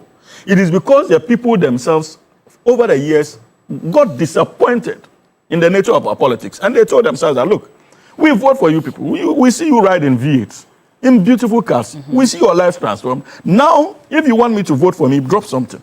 But are we not speaking the same language? Because why are they also now making those demands? Because in the past, these politicians have given them money. So it's as if... The source of the giving of the money is because the people demanded it. Are you getting the point? Because of our failure over the years. It is not as if politicians just got up and started doling out money. Take. Look, we have been delegates before. I look at your life, and I tell you that, look, I'm not ready. I voted for those in the past. Their lives were transformed. I'm still here. If you don't drop something, if I don't get whatever I need from you now, if you go in there, I'm not even going to get you. Because you left them and politicians, because they want the power. That's the point I made. Well, that no matter the reform we introduce. That's why I said that no matter the reforms handed down from the Supreme Court, if we politicians fail to ensure that we get meaningful jobs for the teeming youth out there, for our women out there, this canker will continue. Because those demands will not stop now at the delegate level. It will expand even to the ordinary party member. Would you be able to give money and incentives to every single member of the party? They do it, not every single. That's why I told you about youth groups. So it is not as if you are coming to meet them and give everybody. Okay, before we vote for you, we have the experience. NDC, we did it. Okay, before we vote for you, we are a youth group of about 20 people or 30 people. We need Aboboya to be able to do our businesses. So drop one. You go to the next group. Imagine you have 30 youth groups in one constituency. They tell you they need 5 motorbikes. This one said that we just need a taxi to be working for us so that when a member has a problem, we can gather money down when one of us has a problem, because it's difficult to get access to you people. We can use the proceeds to take care of that member. It happened. Let no politician deceive you. It happens. And I'm saying that it is not the fault of our courts. It is not the fault of those who are making those demands. It is not necessarily the fault of those who are making those demands. But it is because our politics has failed them over the years.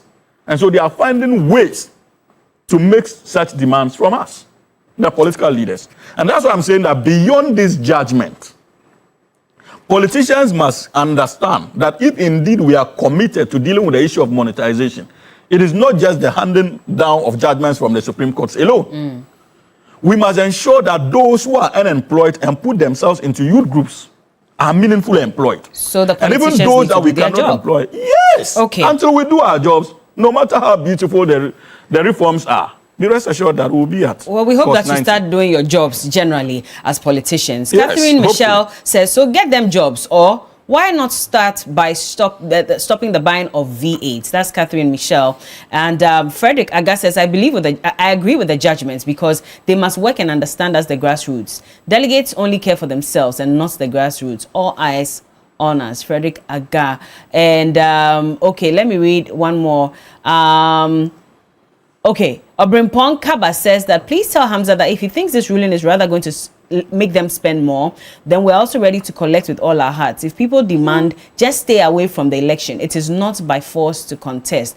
But I mean, politicians will not stay away. That I can assure you. So that means that we'll never really that's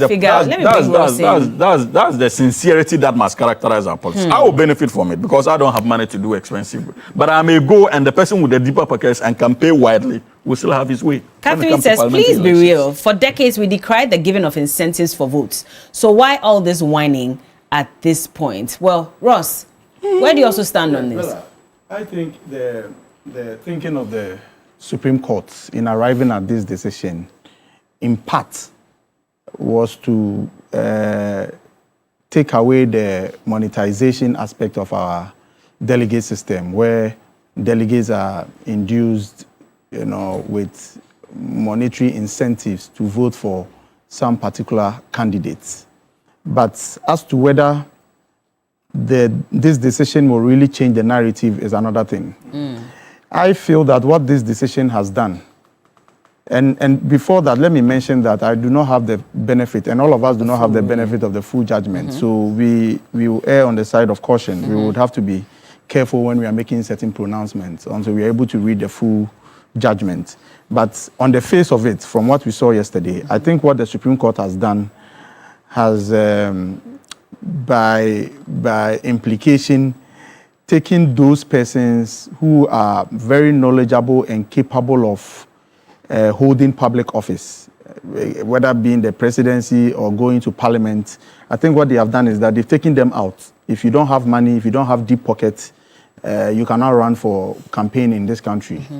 Because whether you like it or not, running political campaign in this country is very, very expensive. And with the current arrangement where we have a select few, the delegate system, running it is not even easy. So now if you have to go to the very, base of all political party members in good standing to campaign to secure their votes, then it's a major source of worry. If you have been involved in political campaigning before, you would realize that a lot goes in. Sometimes a candidate needs to assemble potential voters to sell his message to them. And when they come, you cannot just leave them to go. Sometimes you have to arrange transportation, give them water and all that. So it is not going to be really easy for persons that desire to occupy political office in this country. But I see a positive aspect of this judgment that has come out. Why do I say so? It means that political parties internally can streamline and arrange their affairs in such a way that if you are not a member in good standing, and of course the Supreme Court mentions that before you can even vote in this system, you must be a member in good standing. So it will give the opportunity to political parties to, look at their dues payment, for example, because for you to be a member of good standing in a political party, of course, you must pay dues. And this is one area the political parties can capitalize on to raise a lot of funds, you understand. But Mr. Richard Hiagba from your party says that you can't force them. What if they don't pay the dues? What do you do? Because but if you don't pay, if you don't pay the dues, you are not a member in good standing. And it means that per this ruling, you cannot be somebody who can vote in such elections.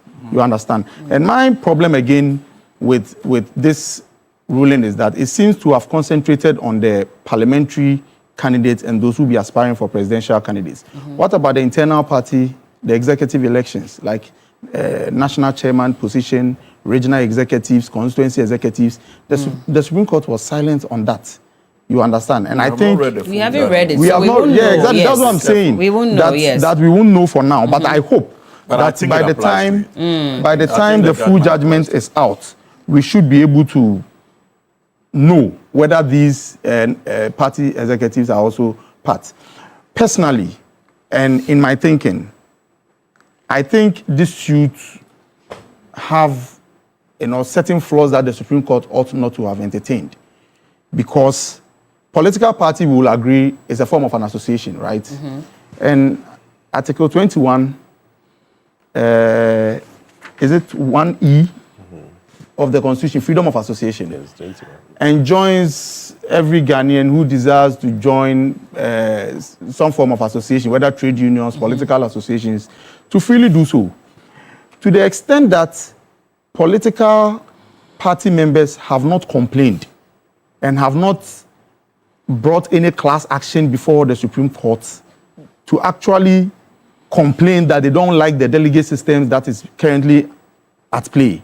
I find it very strange and difficult that the Supreme Court actually entertained this When you say they've not complained, what exactly do you mean by that? Because the people who sent this lawsuit to the Supreme Court are party members. They are not. Did they go in their capacity as party members? But is it not public knowledge that they belong to one party or the other? No, but before the Supreme Court, you must exhibit your locus. Even though I agree under Article 2.1, under Article 2.1 they can do that. But you see, the point I am making is that in an association, when members of the association do not have a problem with a certain arrangement, internal arrangement, what then warrants this particular suit to be brought before the Supreme Court? That's because political appreciation of the role of political parties in our country and its designation even under the 1992 Constitution. So be careful. Even beyond that, there's a whole CDD report on how we have monetized our election system in the parties. And we have agreed on this table. You don't have to belong to a party to complain about it before. Even if that's the case. No, I'm looking at it. Has decried this problem within his own party, the NPP? I am looking at it from the point of view of freedom of association. So if I am going to join a certain association and I know that these are the rules of engagement of that association, it is up to me to either join or to leave. You understand? So, but I think this is a conversation we can broadly talk about when we have the full benefit of the judgment. I think that is my opinion on that. I see. You want to come in on this? Yeah, so I think I'll start off where Ross was. When it comes to political parties, they are a special type of association. I would say that because even though, as Ross said, the 1992 Constitution, Article 21 says that there's freedom of association, which means that we can join any association that we want. The Constitution also provides specifically for political parties as an association or group of people who have come together for a political purpose. And so as we know, in constitutional interpretation, the court is balancing various elements of the Constitution. They'll be looking at various provisions and read them together to make sense of it. So in that respect, political parties are a special species of an association. That's one. Now, secondly, and I think Hamza also made this point, delegate elections are also constitutional. In fact, they are also democratic. So it is right, as he said. However, from what I see so far from the way the judgment, at least the highlights we have from the reports that you media people have given us, is that the Supreme Court essentially has made a policy decision. In other words, delegate elections are democratic because, first of all, every delegate is executive of a polling station who was elected by members of that polling station. And then that delegate, for example, will also vote for, say, members of parliament and presidential. But what they have said is that it will be better if there's more inclusivity. In other words, they have chosen that even though delegate system is democratic, we want the one that's more democratic. Because if we have 9 people from a branch being executives voting for, let's say, parliamentary candidates, we'll rather 50 people vote for the parliamentary candidate. So it's not that delegate system is unconstitutional. In fact, and Hamza alluded to this, when we elect our members of parliament, 276, they're actually like delegates because we all can't go to parliament. So they are representing us to advance our views. So it is because the way in which the Supreme Court looked at the various elements of the suit and the various provisions implicated, it has chosen, as I say, a policy option which enhances more inclusivity. But one of the other things that we need to take account of right from the outset is that the suit that was brought by these 3 eminent politicians, we know that some of the defendants supported their position. So, for instance, the National Democratic Congress did not oppose the suit. In fact, the National Democratic Congress also supported the suit. The Attorney General, who is the nominal defendant in every constitutional case, also supported the suit. I believe the MPP and CPP perhaps opposed it, yes. So what it means is that you have a suit where on the defendant side, at least 2 of them supported the plaintiff side. So I guess we will obviously wait for the judgment, which we know will come by the 5th of August. We'll see the details. But when I look at it on the face of it, it appears the Supreme Court chose the option which is more inclusive. Not that the other one is totally undemocratic or totally unconstitutional. So we'll see the details. But we've talked about, so now let's go into the practical implications because we've asked that question. As I said, 9 people voting for somebody or 50 people voting for the same person. Which one is more representative? It's the 50 people. So what essentially this judgment does is that it deepens the democracy. It brings more people to the conversation. Obviously, then the cost implications come in. Unlike where you buy TV for every delegate, you can't buy TV for all of this. But still, money must reach them in a way, one way or the other. I don't mean necessarily giving them cash, but you have to reach them. For example, your social media campaign will become more expensive. Yes. Your billboard, billboards will have to be more. Your meeting of the groups, the youth groups and market women, drivers and so on will be more, which means that more resources is likely to be expended to reach the thousands of people that are now going to vote regardless of before. So in most constituencies, you have maybe, let's say, 1,000 delegates. Now you have to consider 20,000 registered members. You are not going to give 20,000 people TV sets. You can't even, or maybe it's possible for some to raise the money. That's what they're saying. That it will make it more expensive because if I was giving 1,000 people, now I have to come up with 20,000 TV sets and eggs and bicycles. And if I don't win, I'll go back for my bicycle, which happened in one of the instances. True, but I think that if we look beyond Ghana, because this is not novel, other countries have it. Many, many countries have it. In fact, some countries is so advanced or severe that, for example, Trump's first term, Trump winning the nomination for the Republicans the first time. You know, he was not even a member of the party till a few weeks when he filed his nomination. Because they are so open that you can even join the party today and run tomorrow. We have rules about how long you should be in and all of that. So what the Supreme Court has done by giving the 1 year is allowing the parties to see how they can take the judgment and then modify their respective constitutions to add that. And Ross made this point, members in good standing. That means that, for example, political parties will have to consider the kind of dues arrangement. perhaps what they are charging is it adequate, is not adequate. Should we increase it, should we not increase it? But what it means is that by the time the register is set to be used for the election, you must be paid up. Typically, that's what we use for good standing. But good standing is not limited to finances. We could also open it to other things, maybe how active the people are, things they should have done, and so on. But generally, most associations, when they say good standing, they mean, have you paid your dues? Oh, okay. Most associations, that's what they use. But you can do more than that. So if the judgment is clear after we read it, then what it means is that political parties have to adapt to the judgment. And that, as I said, will deepen democracy. What it also means is that it takes away, let's say, delegate capture. Because you see, most delegates from the political parties, they are professional politicians. There are some people who have been branch chairman for like 20 years. Yeah. All their lives, literally adult life. So what it means is that they know the politics inside out. And we've had many instances where, for example, and both NDC, MPP, and all the other parties know this, where delegates have elected the candidates. Like somebody was not happy, went independent, and actually won. That's because the delegates and their decisions may be quite different from the wider party and all of that. So, for me, this news is welcome news for me, because as far as I'm concerned, it allows for a wider pool of people to make a decision as far as who represents them, either at a constituency level, branch level, and parliamentary level, or also presidential level. And so we wait to see the details of the judgment, but as far as I'm concerned, it's a welcome decision. Absolutely. But do you think it cancels out the potential of doling out cash and all that? Do you think it will address the issue and stop it, or it will worsen it? Just briefly on that. In terms of individuals receiving monetary gifts and benefits, I think it will reduce. But overall, it's possible that the expense of running a campaign may be higher. Maybe higher. Because you have to reach more people. All right. Well, Rafiq Abdullahi says, please tell Hamza Suini that, but for the expansion of the delegate system by the NDC in 2015,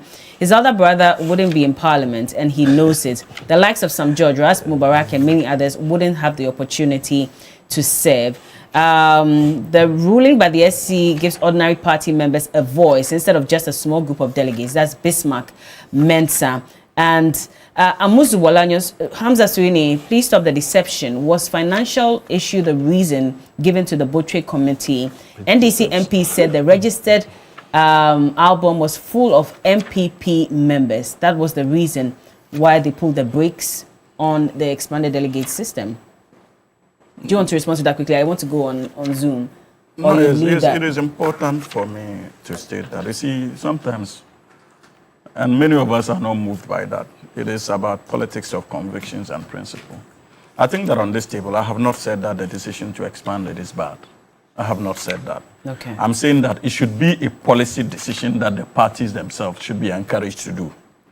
In principle, no true Democrat, and that's the reason why the National Democratic Congress did not oppose, unlike the MPP, did not oppose that desire to expand the frontiers. And everybody would love it. Okay. Provided that it actually brings monetization down. And I am having my reservations as to whether it will bring monetization down or not. And who says that when the likes of Ras Mubarak and my own brother contested, it didn't increase the financial burden? And it is because of that experience that I'm worried. Because most of them spend more than they should have spent. That's the gospel truth. In trying to reach the people or in giving them incentives to vote for them? Not really. See, you brand it as incentives. For example, if you go to the northern region, our culture is simple. Even before you knock on their door, you pour cola. It's part, you see, culture is part of democracy. So if you would have to knock on thousands of doors now and pour that cola, that is an expense. Now, it empowers youth groups to also even be able to make demands even before the national election, because they will play a critical role. And that's why I gave you the example. I need a tricycle. I need a car. We are a group of 20. We don't need money from you. All we need is just give us a tricycle. When someone has a problem, the tricycle will be working for the group. Then it takes care of them. That is an expense that the parliamentary candidate wouldn't have endured. Okay. But for the expansion, and I'm not saying it's not. That's why I said that, look, you can't blame the courts and you can't blame the people for wanting access to vote. But the blame should be on we, the politicians, because if we had given them so good jobs, and you even go and meet them as youth groups, those demands will not be made on you. Because in any case, they are employed, they are making their money, and they are comfortable. They will listen to your ideas. All right. Only ideas. Only ideas. That's all. Hick Isaac says, I'll let you come in, don't worry. Hick Isaac says, who do the political parties describe as a member with good standing? Well, I think you heard Lom try to sort of explain that, but he says that that's the trick they are going to use to deny a lot of members their voting rights. Bismarck Amankwa says, I support this verdict to enhance our democracy from Nkrumah New Papasi. Ross, hold on. Let me just go on to Zoom at this point. Musa Dankwa joins us, and we would like to pick his thoughts on this as well. Hello, Musa Dankwa. Hello. Good morning. How are you? I'm doing very well, thank you. Yourselves?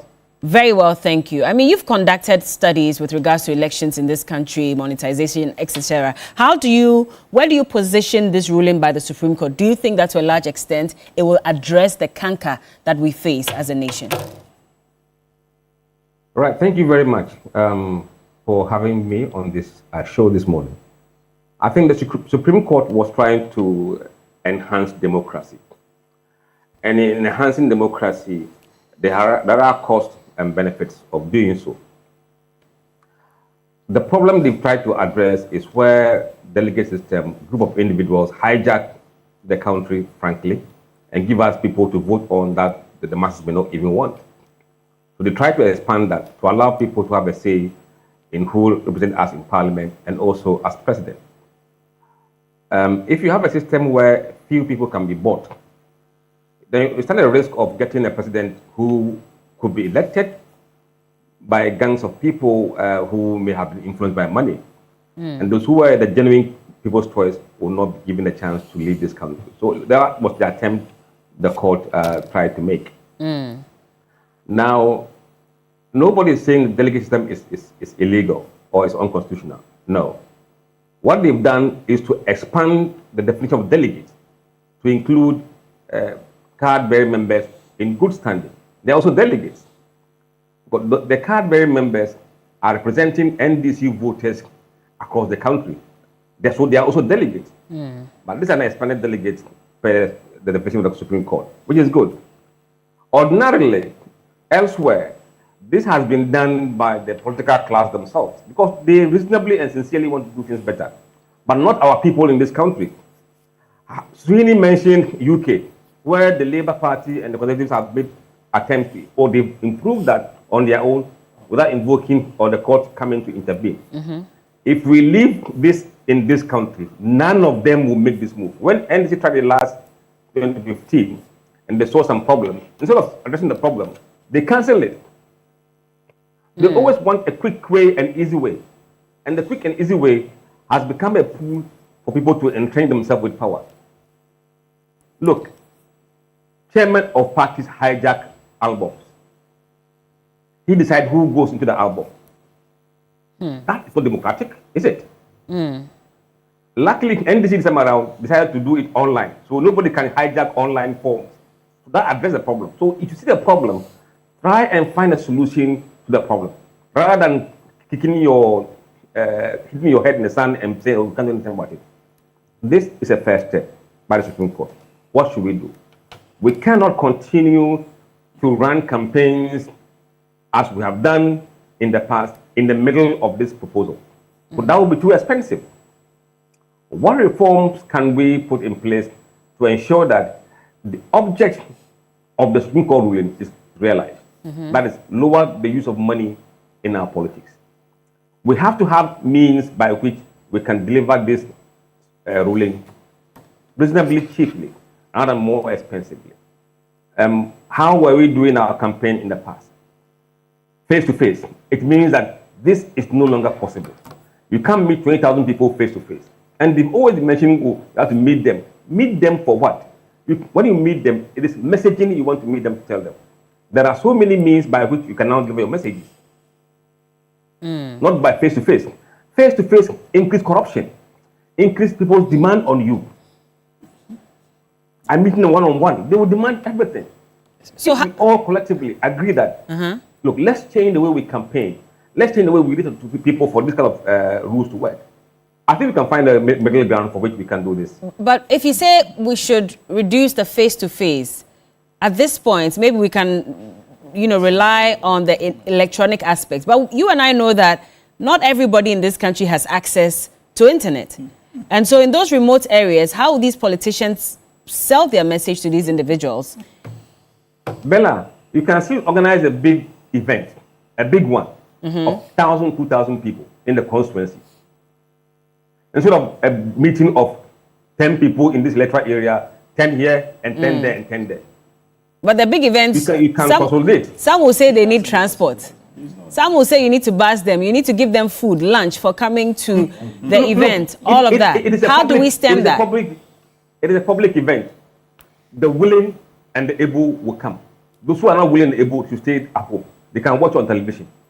And you think that if they go by this route, they would, that will stem the issue of corruption, for example, in our elections. Beyond this, you see, the corruption side is more prevalent when people who are, individuals are then the beneficiaries of this hang-go, hang-come thing. But it becomes a general public issue. Then you've taken away the power of a small group of people to determine who leads the constituency or who leads the country. I think that is the import of this ruling. We don't want to have this decision being taken by a small group of people rather than a larger group of people. So if you organize an event and they don't come, that is fine. The media is there, the TVs are there, radios are there. Look, poll shows that over 90% of Ghanaian voters today is either on social media, TikTok, Facebook, WhatsApp channels, everywhere. Those who are not connected are not many. So we can't use the exception as the norm. The times have changed. In the Kwame Nkrumah's time, he was doing house to house, face to face. And today we are also doing the same thing. We should modernize. We should find a better way of engaging and reducing the personal contact that demands you to give money to people you meet all the time. Okay. Musa, there seems to be a debate on the table as to that figure you put out. You're saying that per the research that Global Info Analytics has done, is that what you're attributing to? That 90% or about 90% of voters are either on social media or have access to TV and radio. Is that what you said? Yes. Look, when did you, can you give us some details on this? When was this poll conducted? Yes. Let me expand it. Okay. Even those who are using YAM phone, are you aware that there is FM on YAM phones? Are you aware? Yes. Yes. And look, we have sampled this question over and over and over again among Ghanaians for the past 2 years. We asked them, which of the social media handles do you use? Only 10% or less are saying they don't use any of social media handles. Only 10% of voters are saying that. How many people did you sample, please? Oh, we sampled roughly 7,500 people every 3 months. Okay. Every 3 months. 7,500. So over the years, we have this data. It's not speculative. Yeah. You see, people think that social media is just on people who use phones. Look, most people have phones. Even the YAM phone, as I told you, has FM and radio stations on them. I see. Okay. Don't go yet, Musa. Please stay on. I would want to bring them in so they can respond to this. But quickly as well, Teddy Bagay says the two big political parties should embrace the ruling in good faith. We want competent people in our politics, not only rich people. Okay, we need to build our campaign system to reduce the corruption and allow good leaders to represent the people rather than money that influences them. Okay, that is Newday. Ni atukwe kwe. All right. Let me just read one or two and then I can come to you, Ross. Good morning. J.O. Kwasin says, I'm watching from Japan. Bella, the reality is that it will never change. Money is the order of the day. That's why politicians come to power to recoup what they have lost. And that's what the Supreme Court hopefully is attempting to curtail in this matter. James Akurubila says that one risk of this open vote is that MPP members may vote in NDC internal elections to choose a wrong candidate for them and vice versa. Ross, you are going to make this point? That was the point I was going to make. We live in a political space where we really don't have control over the people we register as our members, you understand? So you have one person owning an MPP party card and another person owning an NDC party card, especially for these contractors. Yeah, I'm telling you, there are businessmen in this country who have 2 political party cards and they have 2 political affiliations. So when MPP is in power, they are doing business with MPP because they identify with them. When NDC is in power, they identify with NDC because they contribute to NDC, they finance them, and they hold their party card. But why are the parties allowing this? But how do you have any mechanism to determine who is a member of NDC and who is not a member of the NDC? But yeah, it should be possible. It should be possible for you to know. Another thing is that I feel that there should be a bold attempt to criminalize vote buying in this country. If indeed we want to do away with the monetization aspect of our internal party elections, and in fact, to some extent, the national elections, we must criminalize vote buying in this country. Until we do that, I think we will just be playing to the gallery and nothing really will happen. So Bella, let me come here. I think what Musa Dankwa said about the reaching the people, it's true. They watch TV, they have radio and so on. But for political campaigns, you have to reach them directly. Of course, it doesn't mean that you don't do that. But if you meet somebody in person, it's always better. Bella, if I just pick the phone and call you out of the blue, you didn't know who was behind at the other end of the line. It will be a very different conversation from when you've met me and I call you later, for example. So there's no substitute for a politician meeting people one-on-one. I guess the concern, obviously, is the money part. And Ross has talked about it. And I'm sure we all agree. Vote buying should not be acceptable. Of course, we have some element of it, but we can always make it more stringent and more secure. Because we don't want to see things where candidates have to give TV, fridges. I mean, all kinds of inducements. Those things undermines the democracy. In recent times, it's crazy. Motorbikes and all of that. So for me, it's about how do the parties work this out? And I like the question you asked about how, or to Ross, because you see, it may mean, for example, that the political parties have to work together. In the and Musa also makes this point. If you have your register, right, and because he talked about the fact that 2015, when the NDC had a challenge, they stopped. Yes, so we work out the solution. In other words, you find ways. If you publish your list, like GBA, we are members of GBA. GBA publishes all members in good standing in the Daily Graphic. If NDC publishes theirs, MPP publishes their CPP, we can know if there are people who are on the two. And if you are eligible to be a registered party member, you must also be eligible to be a national voter for EC. So there are ways in which the parties may have to collaborate, maybe even under IPAC or under EC supervision, to make sure that there's nobody who is on MPP register, who is on NDC register. If you do, you find ways of taking them. Is it wrong to join both NPP and NDC? No, but for purpose of your voting, you can say that somebody is going to vote in your election. Being on the register necessarily does not mean that's what I'm saying. That you cannot join. That's what I'm saying. That it is freedom of association. So you can join all the parties. But a party can say that if you are going to vote, you must be somebody who is on only our register. To just one. And those are the things that when we read the judgment, we'll figure out how to do it for all the parties. Because you have to adapt the judgment to fit within your constitution. Now, the other angle or the other leg of this conversation is the fact that, you know, per the Political Parties Act 2000, political parties are supposed to, at the end of elections, within 6 months, file with the Electoral Commission a return in the form specified in terms of how much money they received, where they got it from, all of that. Now, per what we know, we're told that about 90% of political parties do not even adhere to this rule. So for us to even know where the monies are coming from. That brings me back to the hesitation and the restraint I am placing on myself in terms of celebrating this victory from the courts. Because even the existing laws, we have not been able to hold ourselves to those laws. That ensures accountability and true representation. We should be able to. We should be able to. And you see, for me, like I said, it would have been unconscionable for the National Democratic Congress to go and oppose the application like the MPP did. But your members of parliament are opposing it. No. But even here, I've raised concerns. Listen to me, please. You see, in principle, no true Democrat will appear in court and argue that an application that seeks to give people the right to vote in a political party must be halted. No true Democrat will do that. I'm just saying that I'm asking critical questions, whether even after the passage that, look, they should be allowed to vote, whether it will resolve the issue of monetization. That is a different discussion I'm introducing into our discussion today. And I'm telling you that from experience, I don't think that it does.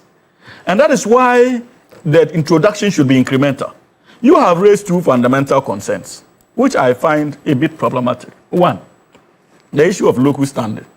And thankfully, Senior Lom did an excellent job on that. Political parties are public entities, special in character. A litany of cases has established that already. And so, if a citizen of Ghana, in the person of the revered Dr. Nyahonya Wotamaklo and his colleagues, they decide that, look, we are going to court to challenge the democratization processes in our political parties and say that it is not in line with our 1992 constitution. They are clothed with the legal authority under article, under the 1992 constitution to question same, under Article 2. And that is what they have done. And so they have the local stand. They didn't need to be members of any of the political parties. The fact that they are citizens of Ghana qualifies them. And you have also raised the issue of how do we know who belongs to the NDC and MPP? How is that a problem for the courts? It is not. We are political parties arguing that we are transforming and we are modernizing our processes. It should be possible for us to engage with the Electoral Commission to identify those who are going to be on our list as NDC persons and that of the MPP as NPP persons. These are things that can easily be done, especially in the age of IT. We can cross-check. That political party collaboration with the EC as the umpire is crucial in establishing who is a member of a political party or not. And if you go to the UK, for example, indeed they have a second list who are categorized as sympathizers. So when you take the Labour Party or Conservative Party, apart from the hardcore party members, you have the second list who are sympathizers. And you can have sympathizers across because their sympathies can change. They don't need to be members in good standing. But even those sympathizers in the UK are allowed to vote in the internal party elections. And so I don't think that is a problem. My concern is that if you look at the trajectory of our development and the stage of our development, I do not think that even just expanding and giving everybody the right to vote will resolve the problem of monetization. But that's what Musa Because the critical question is, how do we get the people employed? That is the most important thing. But that's what Musa Dankwa is saying, that the political parties are not willing to be party to this, which is why they are not willing to be party to what? In terms of fixing this problem of monetization. Hold on. That he was being inaccurate. If the NDC was not willing, the NDC wouldn't have introduced it. And remind you, even after introduction in 2015, and when we went back, we said that we are reviewing the process to reintroduce it again. It was not Musa Dankwa and his likes who compelled the NDC to introduce it. We thought ahead of him. But when you face that challenge, we came back and we are trying to find it. That is why the NDC, in principle, in this court case, did not oppose it. But beyond that, you cannot tell the ingenuity of the NDC. For all you know, the NDC thought that this is one even way quick fix as far as the challenges we encountered are concerned. Now I can understand the frustrations of the MPP. They are in opposition. No, they are legitimate and they are genuine, rough. This is not political in nature. Maybe they are in opposition. And they are thinking that, look, it is going to be difficult to get the needed resources to allow all our party members to vote. If the NDC finds itself in opposition tomorrow, maybe that fear will resurface even in the politics of the MPP, NDC too. But that places the burden on us to actually ensure that our members are able to be in good standing by paying their dues regularly.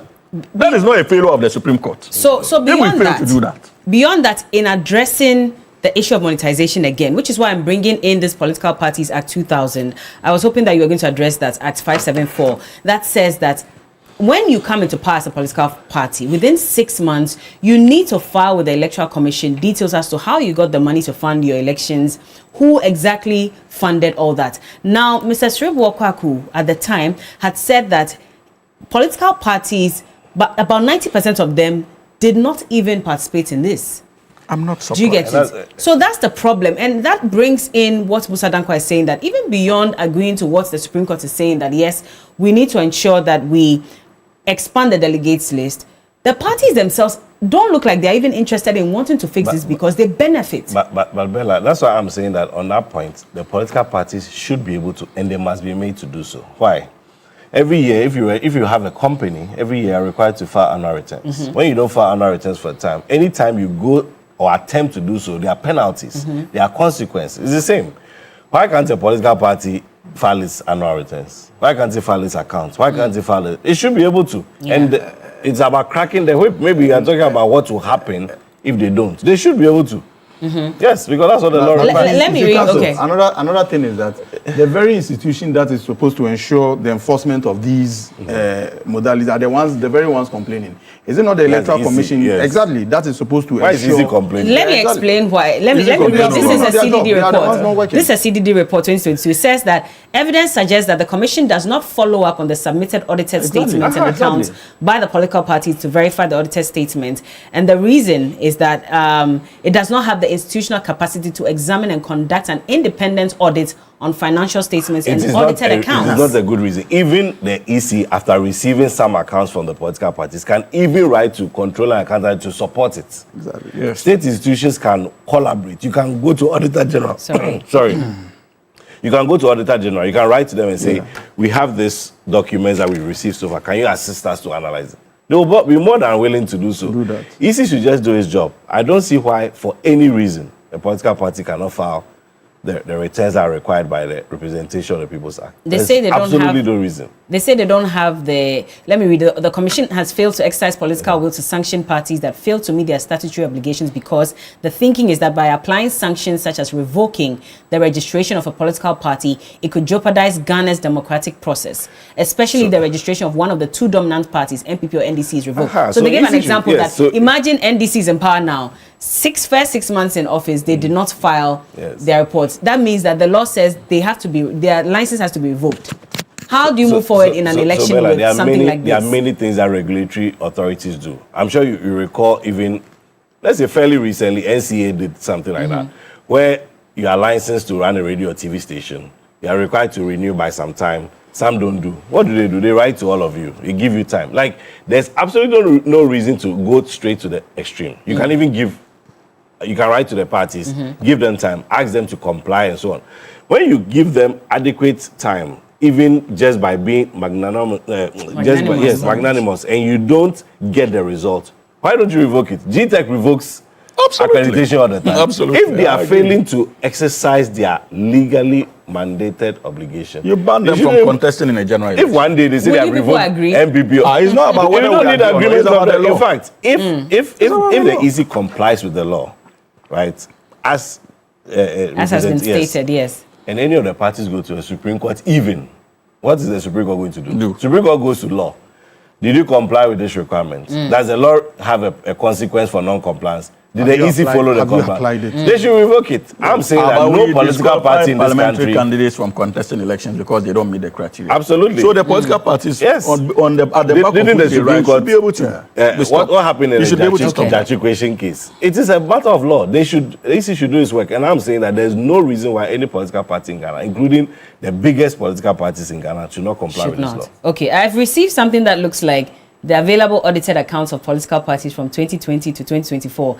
I will check with my producers if the details here are right before I put it out. So I see that you're texting me. I'll check with that. But Musa, let me bring you in on this one quickly, because then this same report is saying that if that's the case, we should bring the Auditor General in, because naturally per their mandate, they have to audit accounts of public and statutory institutions. But then political parties are not statutory institutions or public institutions. So there needs to be the amendment of the law to include political parties so that the Auditor General can now be the one to audit these things and ensure that they also file their annual returns, etc. Do you agree to that? I do agree. I mean, this ruling would actually call for so many reforms. There are certain LIs, CIs that may have to be amended because of this ruling. I think we will sit down as a country with all the stakeholders to see which laws need to be amended based on the way forward that the stakeholders may agree that we should go. It is very important that an institution that brings us the president should not be allowed to do things on their own. Even if they are saying they are private institutions, they are not private institutions. They are giving us people who become president. So even that act law needs to be looked at. Are they private institutions or public institutions? We need to look at that again. And then that would then make it easier for the general to go in there and audit them. We need to make sure that happens. Okay. I mean, they have failed to prepare accounts for decades. I mean, nobody has said anything. In other countries, some big parties have been banned from elections. I don't think NDC and MPP are too big to be, to be banned if they are abusing the law. All right. Well, let me just read a few. Prince Nana Yaoyok, if the Auditor General comes in there, jail is for 1,000 people. No more corrupt money in funding political parties. If the Auditor General comes, okay, that's what Prince said. Akosi Amenu, good morning to you. She's reiterating a point made by Hamza. She says that he's saying we haven't met the demands of providing jobs. So, Akosia, what are you referencing with regards to this as well? But I want us to quickly move into our second topic for today before we wrap up. And the same Supreme Court, of course, we had a panel of 7 Supreme Court judges. They sat on a matter concerning the OSP, the Office of the Special Prosecutor, as well. And, you know, there was a challenge that was dismissed with regards to the OSP powers. Let me read that to you. So it says that the Supreme Court has unanimously upheld the constitutionality of the Office of the Special Prosecutor Act, Act 2017, Act 959, but ruled that the Attorney General retains the constitutional authority to discontinue prosecutions initiated by the OSP. The decision settles a constitutional challenge brought by private legal practitioner Noah Adamte, who questioned whether the prosecutorial powers granted to the OSP under Act 959 were consistent with Ghana's 1992 constitution. So he argues that Parliament exceeded its powers by establishing the OSP with independent prosecutorial authority. According to his suit, Article 88 of the Constitution vests prosecutorial powers solely in the Attorney General, making it unconstitutional for Parliament to create another body with similar powers through the ordinary legislation. And the Attorney General supported the challenge, maintaining that although prosecutorial powers may be delegated, such delegation must remain under the Attorney General's supervision and cannot be permanently vested in an independent institution.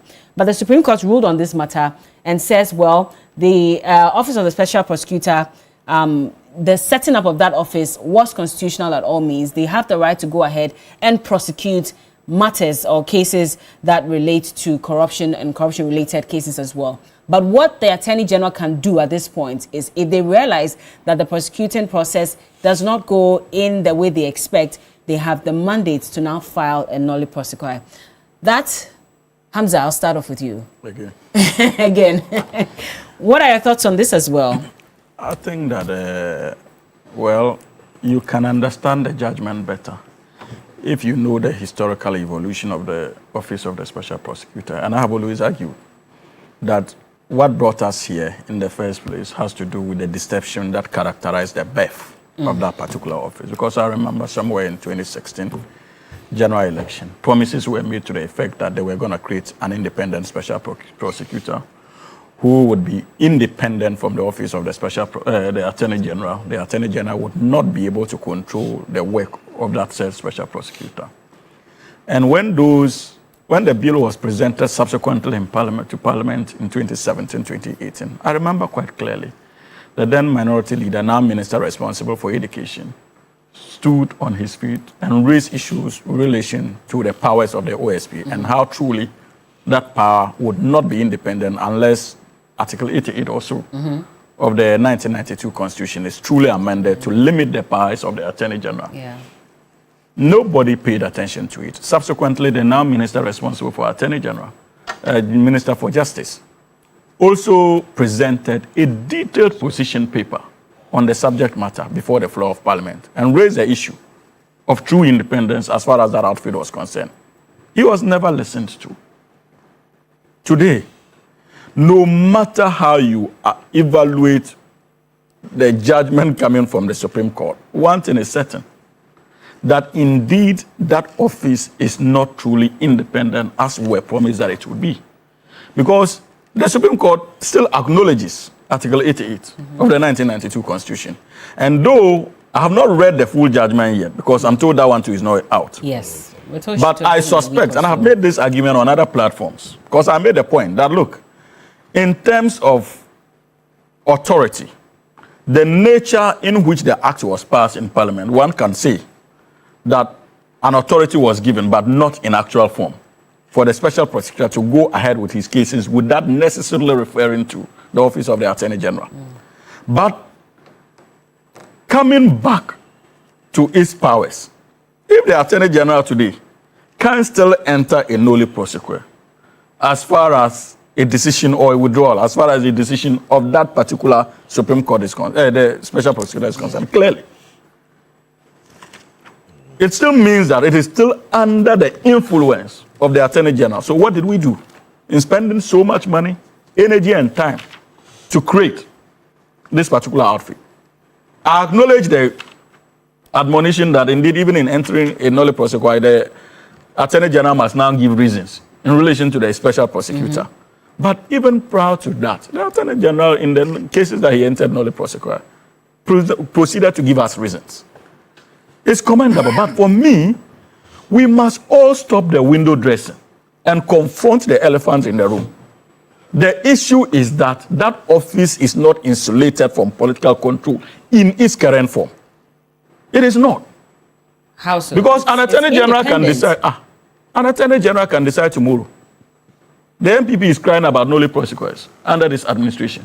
So if tomorrow an Attorney General wakes up and decides that there's an NDC person being tried by the special prosecutor, and he goes to enter a nolle prosequi, what happens? What can you do? It will be lawful. But the judgment that is coming from the Supreme Court. And that's why I'm saying that this country, that lazy approach we have embraced when dealing with issues, we must stop it. And that's the whole essence of this reset agenda. And I believe strongly that that is why the Attorney General and his deputy were doing everything within their power to ensure that we truly restructure this office to be able to live up to its true mandate and the wishes of the Ghanaian people and expectations. But as we speak today, that political influence is still there.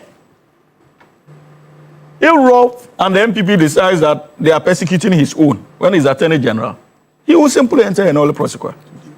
And the special prosecutor will not be able to proceed. These are the issues. And look, when the NPP sets up institutions and we seek to perfect them, we are unlike them. People should understand that it is not driven by partisan motive. It is simply driven by a desire to perfect them. Because we are not saying that we are doing away with the law of the special prosecutor. Concerns have been raised about true independence. Let us truly make it independent, such that no president, no Attorney General can tell them who to prosecute and who not to prosecute. That is true independence. And that's what we should work towards. And if there's a need for us to amend the 1992 Constitution to reflect same, we should proceed and do it. So you don't necessarily agree with this ruling by the Supreme Court? Is that what you're saying? I have not read. You see, our law lords, when it comes to wisdom, they are the best. You can't. And this bench has some of the finest. But even their hands are tied because they cannot amend Article 88 for you, no matter what they do. So I'm telling us that as political players, we must meet them halfway. The desire to have the special prosecutor independent is clear from the ruling of the Supreme Court. But then again, the political influence is also still apparent from that ruling. That to the extent that an Attorney General appointed by the President can enter a nolle prosequi, that's influence. And how do we resolve that question? The Supreme Court cannot resolve it for us because of Article 88. We can resolve that question by proceeding to ensure that Article 88 is amended in accordance with the 1992 Constitution to truly make that office independent. We can do so. Do we know if that's also part of the review that's ongoing with the 1992 Constitution? Most likely. Okay. I do not have the facts. I'm told that today the Minister responsible for Justice and Attorney General would be addressing the press on the government white paper that will be issued or has been issued in relation to the Constitutional Review Commission. Okay. So clearly, Bella, now the beauty of all this, and I'll end on this note, is when cases of this nature come up, from the democratic access to party members to the special prosecutor, I get even more proud being a member of the National Democratic Congress and playing critical role. Ross is laughing. In getting His Excellency... No, but this is important. In getting His Excellency President John Dramani Mahama in one way or the other to ascend the presidency and still supporting the dream. Because you see, if governments had adopted this trajectory, placing the national interest first, then forgetting about our parochial partisan desires and interests, I'm sure that would have gone miles ahead by now. Okay. And so these steps ought to be commended. The reform at the judicial architecture, the reforms that appears to be taking shape in terms of even institutional reform, are things that we cannot gloss over. And you cannot tell this story tomorrow without making references to His Excellency President Mahama and the free hand he has allowed for state institutions to function, and most importantly, the right on us as Democrats to take advantage of the law and test it like we are doing. And I know so per your session, you clearly don't believe with Martin Pebu, private legal practitioner, saying, for example, that it's a welcome relief, it's very timely, and it will help to at least keep Kisie Jabe in check for a bit. Ross, how do you respond to this? I think Martin Pebu is going on a personal level, so I will not comment on that. How is this personal? But you know his issues with the OSP. So, I mean, there's a very personal intervention he's making. But I think this morning, my brother Hamza is sounding more political than really? legal. Really? Yes, I mean. But, you know, regarding this OSP matter, it's quite interesting to tell you that at the law faculty, the person that took us through this OSP Act was long. Oh, was so long. My lecturer I see. You understand? So we need a whole lecture on this then. Yeah, he's well versed. I mean, and I know he will be very impartial about it. Okay. And so you're here with your lecturer? Yeah, my lecturer. I'm sure Hamza, he taught Hamza as well. No. Oh, I see. Anyway, so reading but some of my colleagues, yes. The Office of the Special Prosecutor Act 2017. Let me read a long title with your indulgence. Please don't make it too long. Yeah, of course. An act to establish the Office of the Special Prosecutor Act as specialized agency to investigate specific cases of alleged or suspected corruption and corruption-related offenses involving public officers and politically exposed persons in the performance of their functions, as well as persons in private sector involved in the commission of alleged or suspected corruption and corruption-related offenses, prosecute these offenses on the authority of the Attorney General and provide for related matters. Read this in conjunction with Section 4 of the Special Prosecutors Act, and you realize that this suit that was brought before the Supreme Court was much ado about nothing, because the Act is very specific as to the role of the Attorney General when it comes to prosecutions that are made by the Office of the Special Prosecutor. But let me make this point that in this country, we all agree, and I'm sure on this table, nobody will depart from this agreement, that corruption has taken a lot from this country. This country is suffocating under corruption. And we all know that government, in the current arrangement that we have with the Office of the Attorney General, does not have the teeth to bite, especially one of their own, when it comes to the fight against corruption.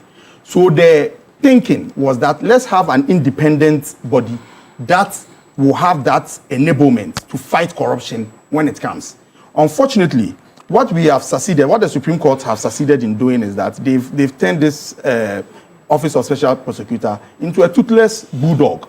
Because how then do you say that a special prosecutor can undertake prosecutions, but Attorney General at any point in time can enter into null prosequi of those prosecutions that the Attorney General, the Office of Special Prosecutor is undertaking? It really defeats the purpose of this very act that was established to fight corruption. In my candid opinion, and I'm sure by extension the opinion of the MPP, is that all the anti-corruption agencies, bodies, should be lumped up together as one body. And I agree with Hamza on this, that this Article 88 must be reviewed. It must be amended. And I have an occasion to write an article on that, which is online. Okay. That this Article 88 needs to be amended. Whilst we lump all the IOCO, NIB, Office of Special, lump all of them together and give them that independence to fight corruption in this country. So why did your party decide to go ahead to set up the Office of the Special Prosecutor? It's only a fool that does not change his mind. As it stands now, from what we have seen so far with this Office of Special Prosecutor, I think it will be better. The surest way to go is to lump all the anti-corruption bodies together and give them that independence to be able to fight corruption. When did you see this? When did you notice this? Bella, stop sounds over form. What are we saying? No. When did you notice this? Because this is not necessary. It is necessary. It is Ghana we are looking at. It is necessary because you seem to be pointing fingers at the current party, saying that, looking at how the office has functioned in recent times. But we all know that as far back as when Bella, Martin was even the OSP. Corruption? Oh, we are, absolutely. Exactly. But we are giving what will help us to it's a combat question I'm asking you, that at what point did you notice that we needed to lump all these offices together? Because OSP was set up under the SWAL government. Even under that government, one special prosecutor left the office because he says he was not being allowed the room to do the work he had to do. What I'm saying, there was interference from as high as the presidency. What I am saying to you, that the Office Prosecutor Act in its current form is not a bad law. Nobody can tell me that this law is a bad law. What I am telling you is the pronouncement that has been made by the Supreme Court yesterday, to the extent that, yes, the Office of Special Prosecutor law is the constitutionality of it is okay. However, the Attorney General can proceed to enter into nolle prosequi in the prosecutions that the Office of Special Prosecutor undertake. And that is where my problem is. And that is why I am suggesting that let's put all these anti-corruption agencies together, grant them independence, whilst we amend Article 88, so that the fight against corruption will be properly enhanced. Otherwise, if we leave it in this form and character, Article 88 will always serve as a bar on the full independence of any anti-corruption agency in this country. Okay. And that's the point you are making. So you change your mind now. You agree with the position of the NDC. That's commendable. I've mentioned that I've written an article on this. I'm only curious. So you disagree with your party then in opposition? I don't have time. Let's long come in. I agree that Article 88 must be reviewed. Okay. So you think your party made a mistake? Let's long come. You think they made a mistake? Let's think of that. I don't have time. We have to go. So Long, please, let me give Long a few minutes, please. Article 88.3. The Attorney General shall be responsible for the initiation and conduct of all prosecution of criminal offences. Simple. That's why, I guess, as Hamza said, the Supreme Court cannot do anything for us, as far as that is concerned. Article 88 is in chapter 8. That chapter is an entrenched chapter. If you want to do anything, you have to go through the referendum, which means that if you do a referendum and we amend 88, then any other prosecutorial body or entity will be independent. For example, Senate does prosecutions, police does prosecutions, ECG does prosecution. They all do it because Attorney General has allowed them. Same way for OSP.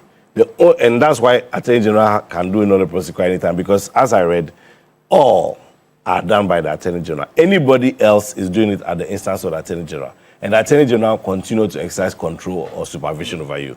So the Supreme Court's decision, it merely restates what we all know, that you can never have an independent prosecutorial body outside Attorney General unless we change or amend, unless we amend Article 88. All right. Well, our time is up. We have to go. Ross, they said I should still hold your neck to the fire and ask at what point you realize that, you know, the OSP office needed to be lumped up with the others, but I'll leave it there. The viewers are the ones who are asking for it. But Ross did concede that we have to go. Yes. I know we got a lot of messages. Bismarck says the issue is that the OSP hasn't solved one case since it was created.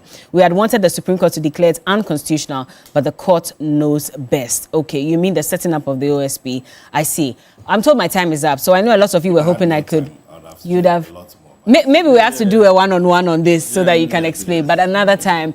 But the big issue is sponsored by the University of Gold Coast. Whether you are aiming for a specialist MBA in marketing, communications, operations, supply chain, human resource management, finance, entrepreneurship, innovation, or business intelligence analytics, or you want to advance to a dual MBA or Chartered Manager MBA, University of Gold Coast gives you the options that match your vision. And if your next step is an MSc in international relations, communications, international marketing, international law, security diplomacy, accounting, finance, or human resource management, or an LLM in international law, security diplomacy, or MA in biblical studies, then practical theology as well, then the pathway is open for you. You can apply today because at University of Gold Coast, we make it practical. So you have flexible learning, flexible entry, and flexible payment. You can study around your work and life and choose a route that fits your background and pay in convenient installments. So if you think this is directly targeted at you, then you know what to do. You need to apply to University of Gold Coast now.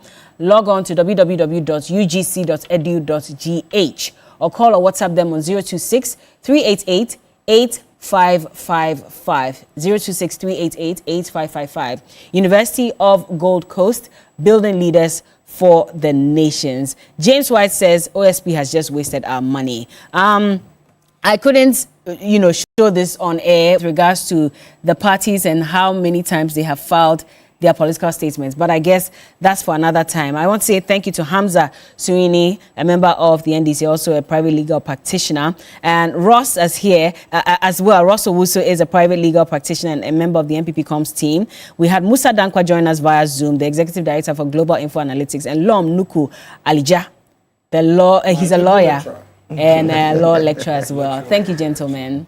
Yes, once the lecture, always take it. We need to do a one-on-one on that. Yes. Maybe another time. But anyway, we'll be back with more sports coming up right after this.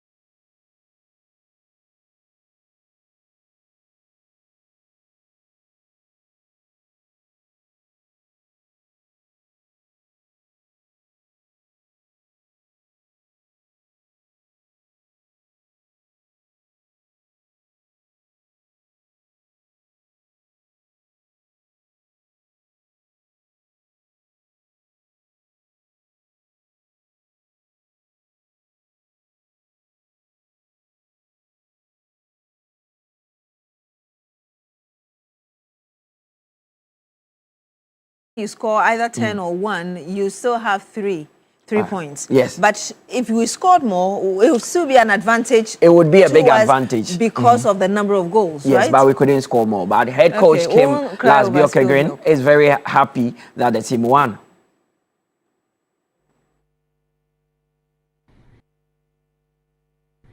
A little bit, to be honest. I can give you that. I had a little bit of a heads up in the morning before the breakfast with the girls, to a reminder that nothing comes for free in this tournament. So actually we spoke about some of the other teams' performances and the results as well.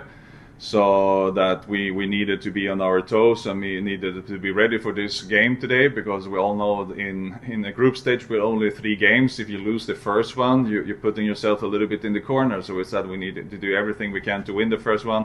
So I'm of course happy that we did. Make us out from the group stage into the playoff, and the quarterfinal is no help this year, so we want to win that to qualify for the World Cup. On the face of the coach says everything. Yeah. He knows how big this win is, because it's the goal here is to qualify for the Women's World Cup. Yeah. If we go a step further and win it, hooray, it's an icing on the cake. But the main goal is to be part of the Final Four, so we make the Women's World Cup in Brazil in 2027. WAFU Championships. Today, there's a big game. Ghana coming up against Burkina Faso. We lost our first game by 4-2 against Nigeria. And Coach Maxwell Kunedu has been speaking, talking about the fact that he's covered all the cracks, and now he's spoken to the boys. So we are coming with a lot of urgency. It's Ghana against Burkina Faso. Let's hear from Coach Maxwell Kunedu. On Monday, we've kept that behind us.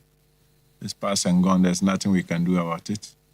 But going forward, I think the assignment ahead of us is very, very important and crucial to all of us. So that is what we are, thinking about and working towards to, achieve our objectives.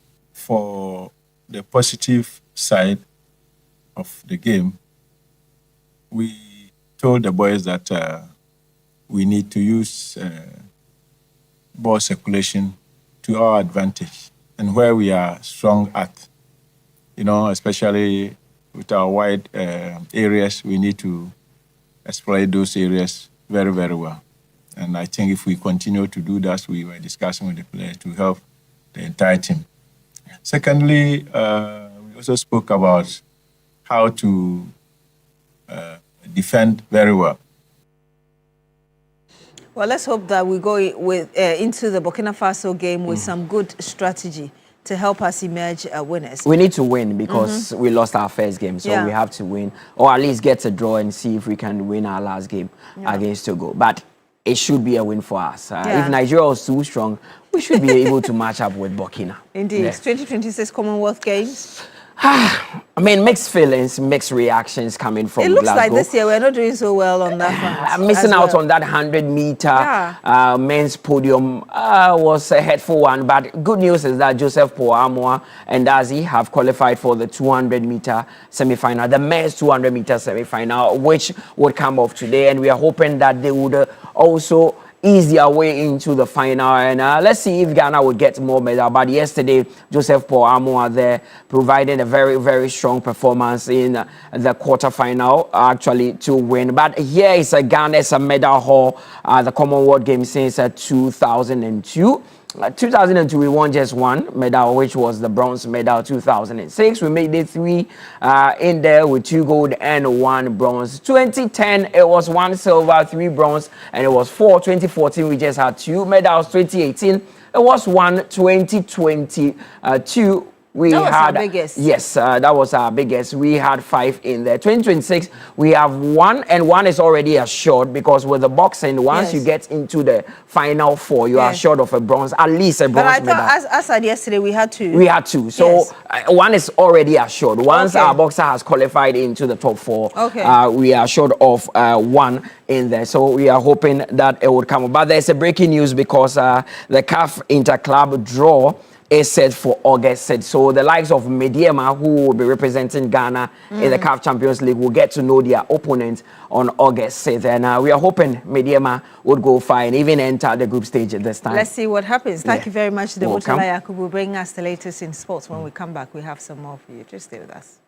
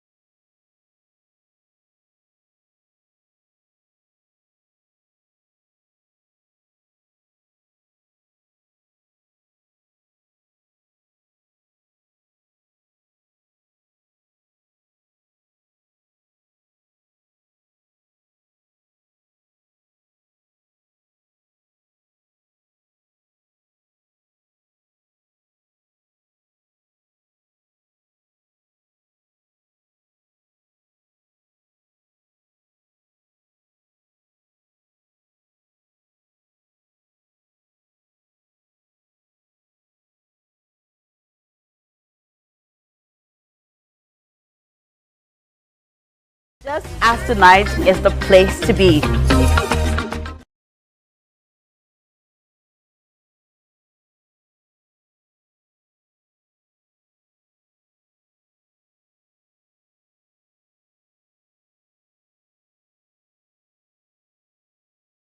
conversations on what we're having ongoing currently. We call it the Ghana AI Summit. I have some great people who have always, I think that'll be the second generation after Dr. Ani, who have led a revolution right here. So Dr. Kwesi Ahiabeno is an IT expert and chair for the Ghana AI Summit. It's ongoing. Kwame, Doc, how are you? I'm doing well. Great. How are you too? I'm well. Pleasure to see you after many years now. You see, Kojo Boache, how are you as well? Very well, sir. Yeah. Very well. And Kojo Boache is Meta's Vice President of Public Policy for Africa, Middle East, and Turkey. That will be Turkey, as we all know it. And Meta also means that, you know, they started Facebook. They used to be called Facebook, right? We did. Yeah, many of us don't tend to. But how has the summit gone so far, Doc? So far, we have had an exciting day yesterday. So we started the day with a keynote address. We had a panel where we discussed the national AI strategy implementation. We had the Minister of Communication delivering a speech. Then we also had a number of sessions talking about some key issues. Then we ended the day with the first Ghana National AI Challenge, where we had a number of people putting in solutions related to the local market. So we had over 100 applications in there. We shortlisted 12 of them, and they went through a process, and we had winners. Then more importantly also, we also had a master class where we are taking the participants through robotics. All right. You know, for us, when we're seeing this conference ongoing now, climaxing about to end, and it's on AI, then, you know, we begin to imagine so many things. We're still using, or we started using the applications, etc. But really, even me, I don't know. I just read about it, and I just can't crunch what the language is and then what it means. AI. So AI does not have a universal definition. However, I can do an attempt at a description. It's basically giving the abilities of machines to act, to behave like humans in the layman terms. So think about it. Previously, if I sent a journalist out to do a report, you come back and pull the script together. Today, you can use AI to generate that story. Today, we don't have secretaries because transcription, where somebody has to listen to all that and write it down, is not happening. Graphic design. Yeah. A lot of graphic design is being done by AI. So it's the ability of machines to do what some humans can do. The intelligent bit is that the machines have the ability to learn. And that's the core of machine learning and all that. I don't want to go into details, but we have to look at it in a sense that it gives the machines the ability to mimic what humans do. And that's why we call them artificial intelligence. And over time, you'll find that the AI is learning based on what you feed. Absolutely. That's what's key to it. So unhuman-like, you have to keep feeding it information in order for it to learn. So there's this idea from many that it goes away and learns independently. There is some aspect of that. For the most part, though, it's about feeding it information, labeling that information about your context, where you are, how you operate, in what ways might this artificial intelligence enhance your life, enhance your outcomes, help you meet your diary requirements, etc. You mentioned that actually you don't use AI as much as some people do, but I do use it. Absolutely. I use the applications a lot. Excellent. So I would push back. I would even suggest that many Ghanaians use AI. What do you think, based on or what you know, that in Ghana, do we have structures, development and rollout, etc.? What's your own observation so far? I think the rollout's been going on for a long time, and that's what I mentioned, that many Ghanaians, in some ways, unwittingly use AI. So people who use maps to find their way to places are using AI all the time. People who use WhatsApp and translate languages are using AI all the time. People who use Reels on Instagram and shown content that may be interesting to them are using AI all the time. But I think Ghana is set to go even further. The advent of the AI strategy produced or launched in April 2026 gives us structures and a roadmap for where we want to go. I know the government is highly focused on it. At the same time, what you're seeing is the uptake of AI through Meta AI that's within WhatsApp, within Instagram, within Facebook, and a standalone app. you're seeing more and more Ghanaians and Africans in general. We have some of the highest usage of AI across the world. You're seeing more and more people take up the opportunity to use AI as well. So I think we're well positioned. Okay, so at the end of the day, we also need to make sure that we identify areas that needs to be using it. And since we're already using it, which areas is AI impacting, so to speak? A number of areas, actually almost every part of our lives, but there are some standout examples where it could have a tremendous impact. In agriculture, we're seeing food resilience, people using AI to better understand disease and to find new opportunities. At the summit, Kwame, we had a young group of developers who have developed an app that enables them to identify and differentiate between coconut husk and then to take the best of those husks to market where it can be reproduced and made into products downstream. Yeah. So we're seeing food resilience, we're seeing greater agricultural output, and we're seeing more and more business coming from AI. We're also seeing it in health. There are some applications developed by Jacaranda Health, which is working with the Ghana Health Authority to improve maternal health, and that's built on our open source AI model Llama. So in health, in education, in general business and commerce, we're seeing AI have great impact. And we at Meta believe the potential is for it to be much, much more. Because of the way that Ghanaians are taking up technology, because of the way they operate, because of the way they're trying to improve business outcomes, improve their lives, improve education, we're excited about the future. Yeah, and Doc, at the end of the day, with this conference, it also means that you have an aggregation of everybody else, but it cannot be enough in terms of the numbers and where they're coming from, etc. With this, it means that after this, we could have more of such conversations with such an AI conference or summit. Yeah, so we planted the seed for this AI summit in March last year. Okay. And after that, each month we had sessions on different topics. So this is not a one-time event, it's a process. Our idea is to build the ecosystem, and any ecosystem have stakeholders. So we are connecting the stakeholders, we are ensuring that there's no duplication of efforts. We are encouraging them. There was, for example, to ensure that, yes, we are not building like the biggest solution in the world, but whatever solution is being developed today, we need to celebrate that. So our idea is to use this event as an encore to ensure that the ecosystem will strive. So that every Ghanaian living everywhere can leverage AI for whatever opportunities that they want to use it for. And in the coming month, Kojo, what do you envisage? What do you think will be the launch parts so that we could have some building blocks? So I think the summit's helpful. I think the AI strategy that's being developed is helpful. I'm excited by what I've seen in terms of what's being developed here in Ghana, things like Vaxus that are helping us understand climate change and also being carbon neweral and getting onto international carbon markets are very exciting. The young people that I mentioned creating the husk, so there's lots of excitement there. But at Meta, we're incredibly excited about the future that we are trying to create, which is where you go from a narrow intelligent type of AI to super intelligence.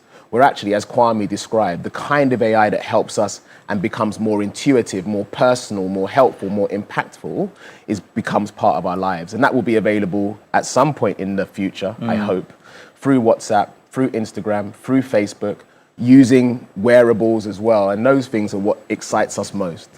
I'm just trying to see whether when you say wearables here, a friend of mine is currently wearing one. So, he keeps recording everybody around, and he goes home and sends me the video and says, "You said this." So well, interestingly, the recording part, I hope when you're looking at him recording, you can see the light on here shining. So if I start recording, you'll see a light shining. So that's a good part. So he has one which has a feature, and he can take that one off.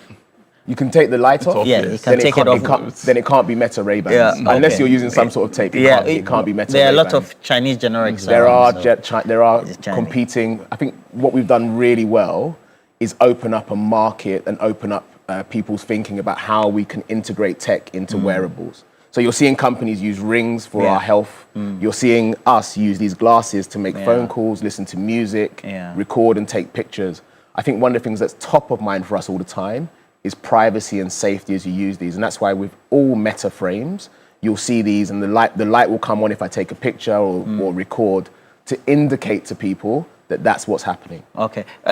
Again, when you say the conference is starting? It started yesterday, we're ending today. Okay.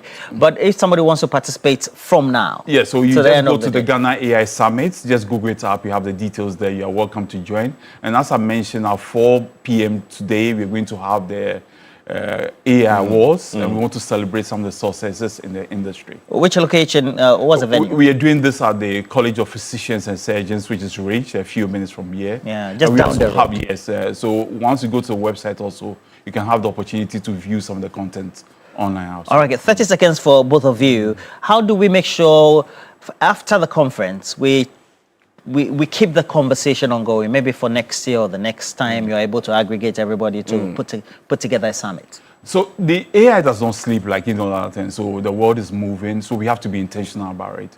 So the idea is that we should have measurable goals, and the strategy, as you mentioned, which was launched, provides some of those pillars. And I think the key for me is to ensure that you have the human capacity.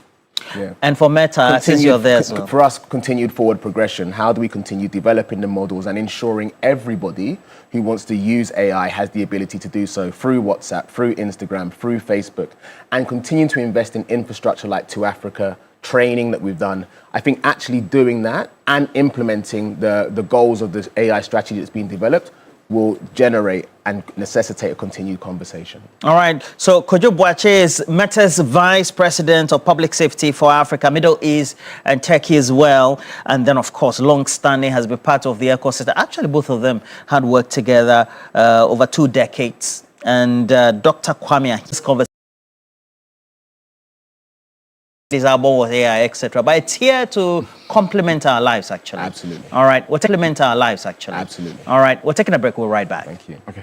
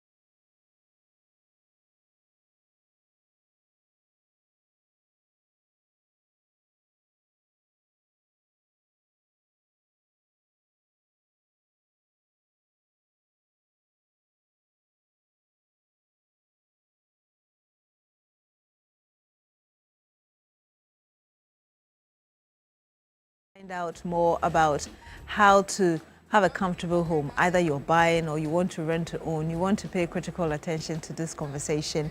I'm joined in the studio now by Mr. Prosper Huetu, who is the Chief Executive Officer, National Home Ownership Fund, NHF Ghana. Good morning to you, sir. Thank you for joining us. Good morning, Beatrice. And we also do have with us Mr. Jeno Habib Han.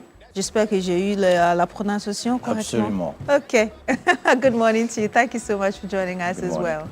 All right. So perhaps I can start with you, Mr. Huetu. No. Actually, let me start with you because you're with the Shelter Afrique Development Bank, and just want to find out really when it comes to your role in housing finance and urban development in Accra, first of all. Sure. Thank you so much for having me on the program. So my name is Cherno Habib Anne. I am the CEO of Shelter Afrique Development Bank. We are multilateral financial institutions owned by African governments and the African Development Bank and Africa Re. We were created in 1982, so it's been 45 years. We just celebrated our 45th year anniversary last month. In 50 years? Rabat, 45. Okay. 45 years still 5 years to go to celebrate our 50th. So our institution has been engaged across the continent over the years, and Ghana is one of the shareholders of the institution. Ghana has joined us many years ago as a shareholder and investor, and Shelter Afrique has operated also in Ghana, financing projects and initiatives across the housing value chain. So we've been financing banks, developers. We worked with the likes of Ghana Home Loans, the inception, because our role is really to empower development of affordable housing across different countries. And the institution, when it was created, the mandate was very clear, was to address the major housing deficit across the continent. Today, we have a housing deficit of about 53 million units across the continent. Ghana is about 1.8 million. And if you assume a home price is about $25,000 on average home price, to be conservative, you need more than $1 trillion in funding in the housing space in Africa. And for you, that's where you think that you should come in to fill that critical gap? That's our mandate. Our mandate is actually to address the value chain constraints, to promote affordable housing and to mobilize the resources to actually finance the full value chain. I'll come to you very shortly, but this is TV3 Newday. There's a breaking news coming in.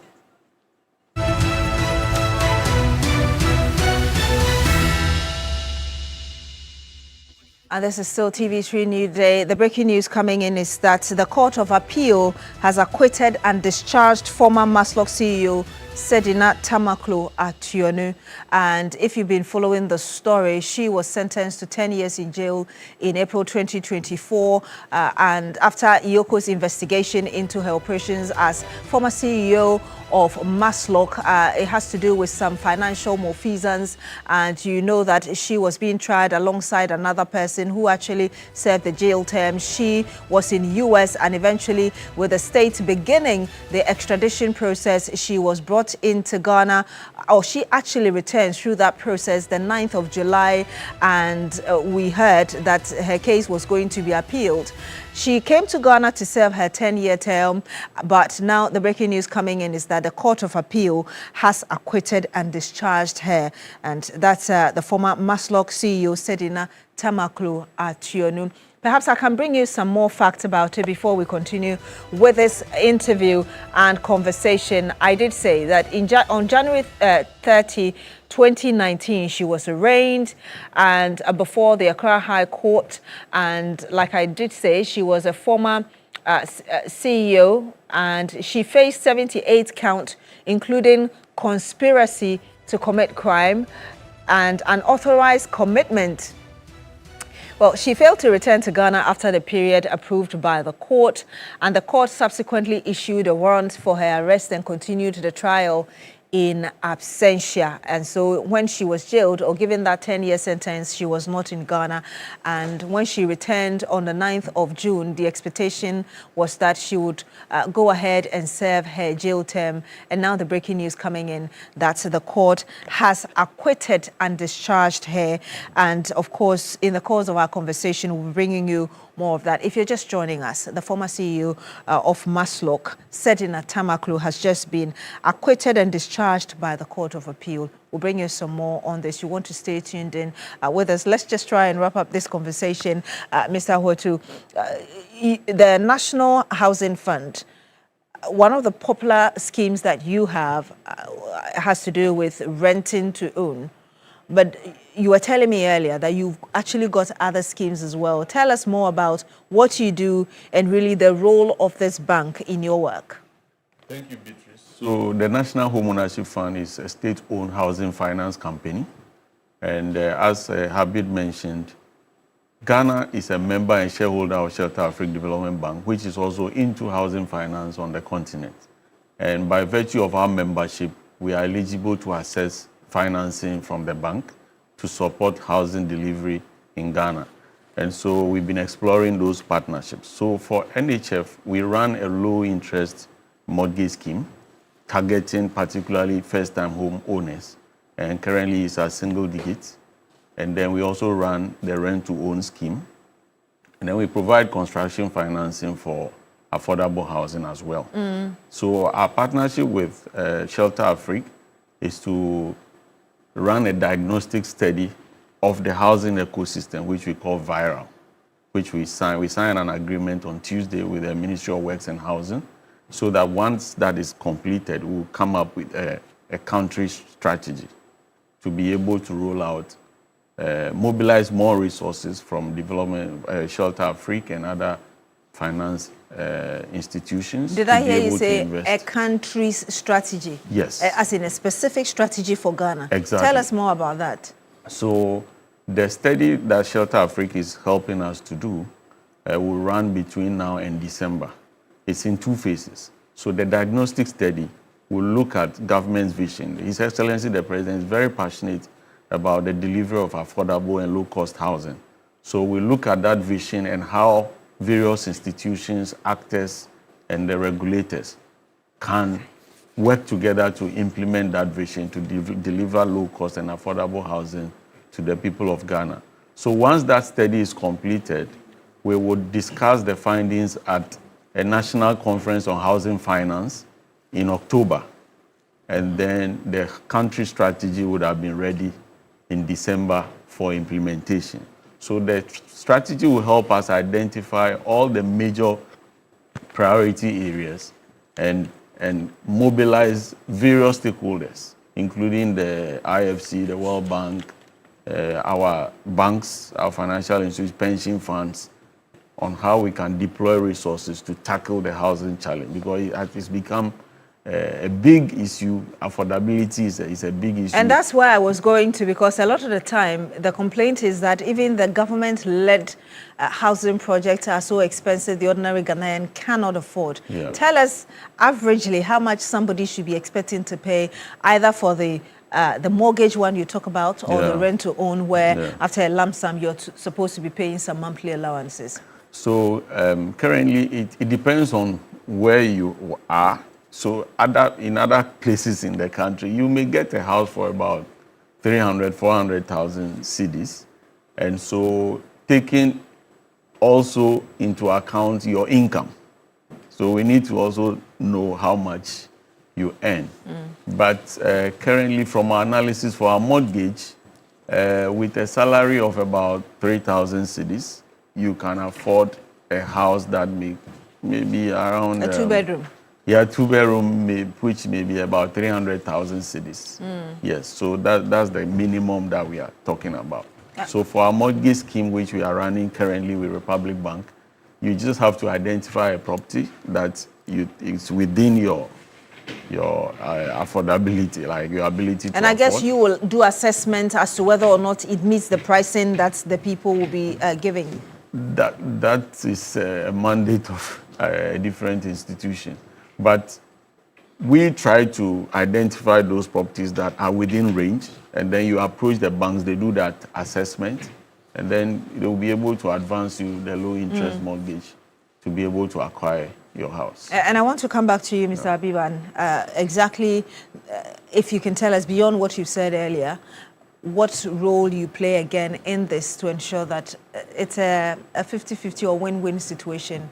No, absolutely. We have to understand the lay of the ground and identify all the reforms and improvements that needs to be carried and include the full value chain, all the actors, the developers, the financial institutions, the home ownership fund, the government, the reforms, collateral registry at the central bank, the land registry, the business registry. So the full value chain to really make sure that we remove all the bottlenecks and constraints. And as my colleague mentioned earlier, the whole idea for us is to come up with this strategic document, which we call CHOOPS. It's the Country Housing Urban Partnership Strategy for Ghana, which would address specific issues in Ghana and scale up affordable housing. And our partnership will go beyond that diagnostic and also the strategy. It will be to define a pipeline of projects, because we're very concrete. We want to make sure that we address the 1.8 million housing deficit. So we'll come up with PPP transactions and different other product lines that we have, because if you look at our new strategy, again, we just underwent a major transformation into a development bank. And with that, we have a new strategy which looks at housing from a value chain perspective. So we have 4 main business lines. We finance banks, financial institutions. We finance developers. We finance government and government agencies to PPPs, public-private partnerships. And finally, we have a fund management group where we have thematic areas addressing housing for different impact areas, such as green climate resilience, gender, so financing housing for women and women-owned businesses in the housing construction value chain, SME and trade in housing construction to create jobs really in the sector. And then it's infrastructure, basic infrastructure, access to water, electricity, sewage. Just to ensure that it is habitable after the project is done. In 30 seconds, if you can tell us all we need to know before we wrap up this conversation. All right, so one of the things that we are trying to do is to set up a mortgage refinancing company with the support of Shelter Africa Development Bank, because mortgage rates are very high because the banks don't have long-term capital to deploy. So we are doing that partnership as well, and hopefully we should be able to expand mortgage penetration in Ghana, which currently is below 1% to GDP, compared to the United States, which is about 52%, and even South Africa, which is about 20%. So indeed, we want to do that so that more Ghanaians will be empowered to own their homes. Thank you very much, Mr. Prosper Huatu, Chief Executive Officer, National Home Ownership Fund, NHF Ghana. Thank you very much for joining us. Also to you as well, Mr. Shedno Abib Han, Managing Director, Shelter Africa Development Bank. That's SHAF DB. Correct. Thank you so much for joining us and for sharing these with us. And I'm going back to, if you're just joining us, that breaking news that we brought you just some few minutes ago.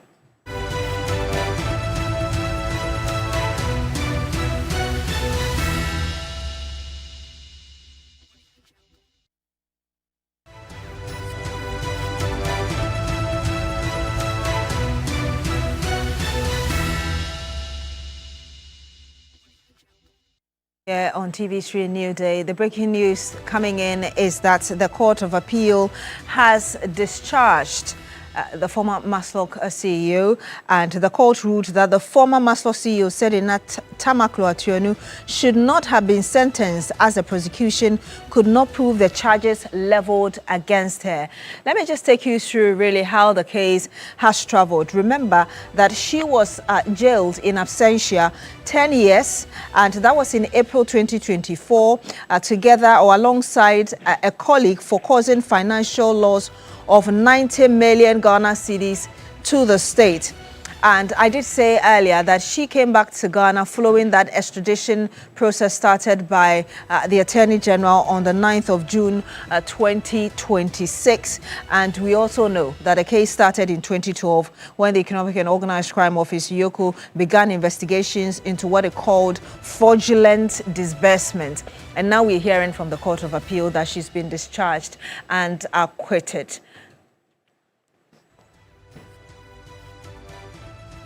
And let's bring you some more in terms of how the case has traveled and how we got to where we are now. My colleague Roland Walker is on the other side of the studio just to take us through some of them.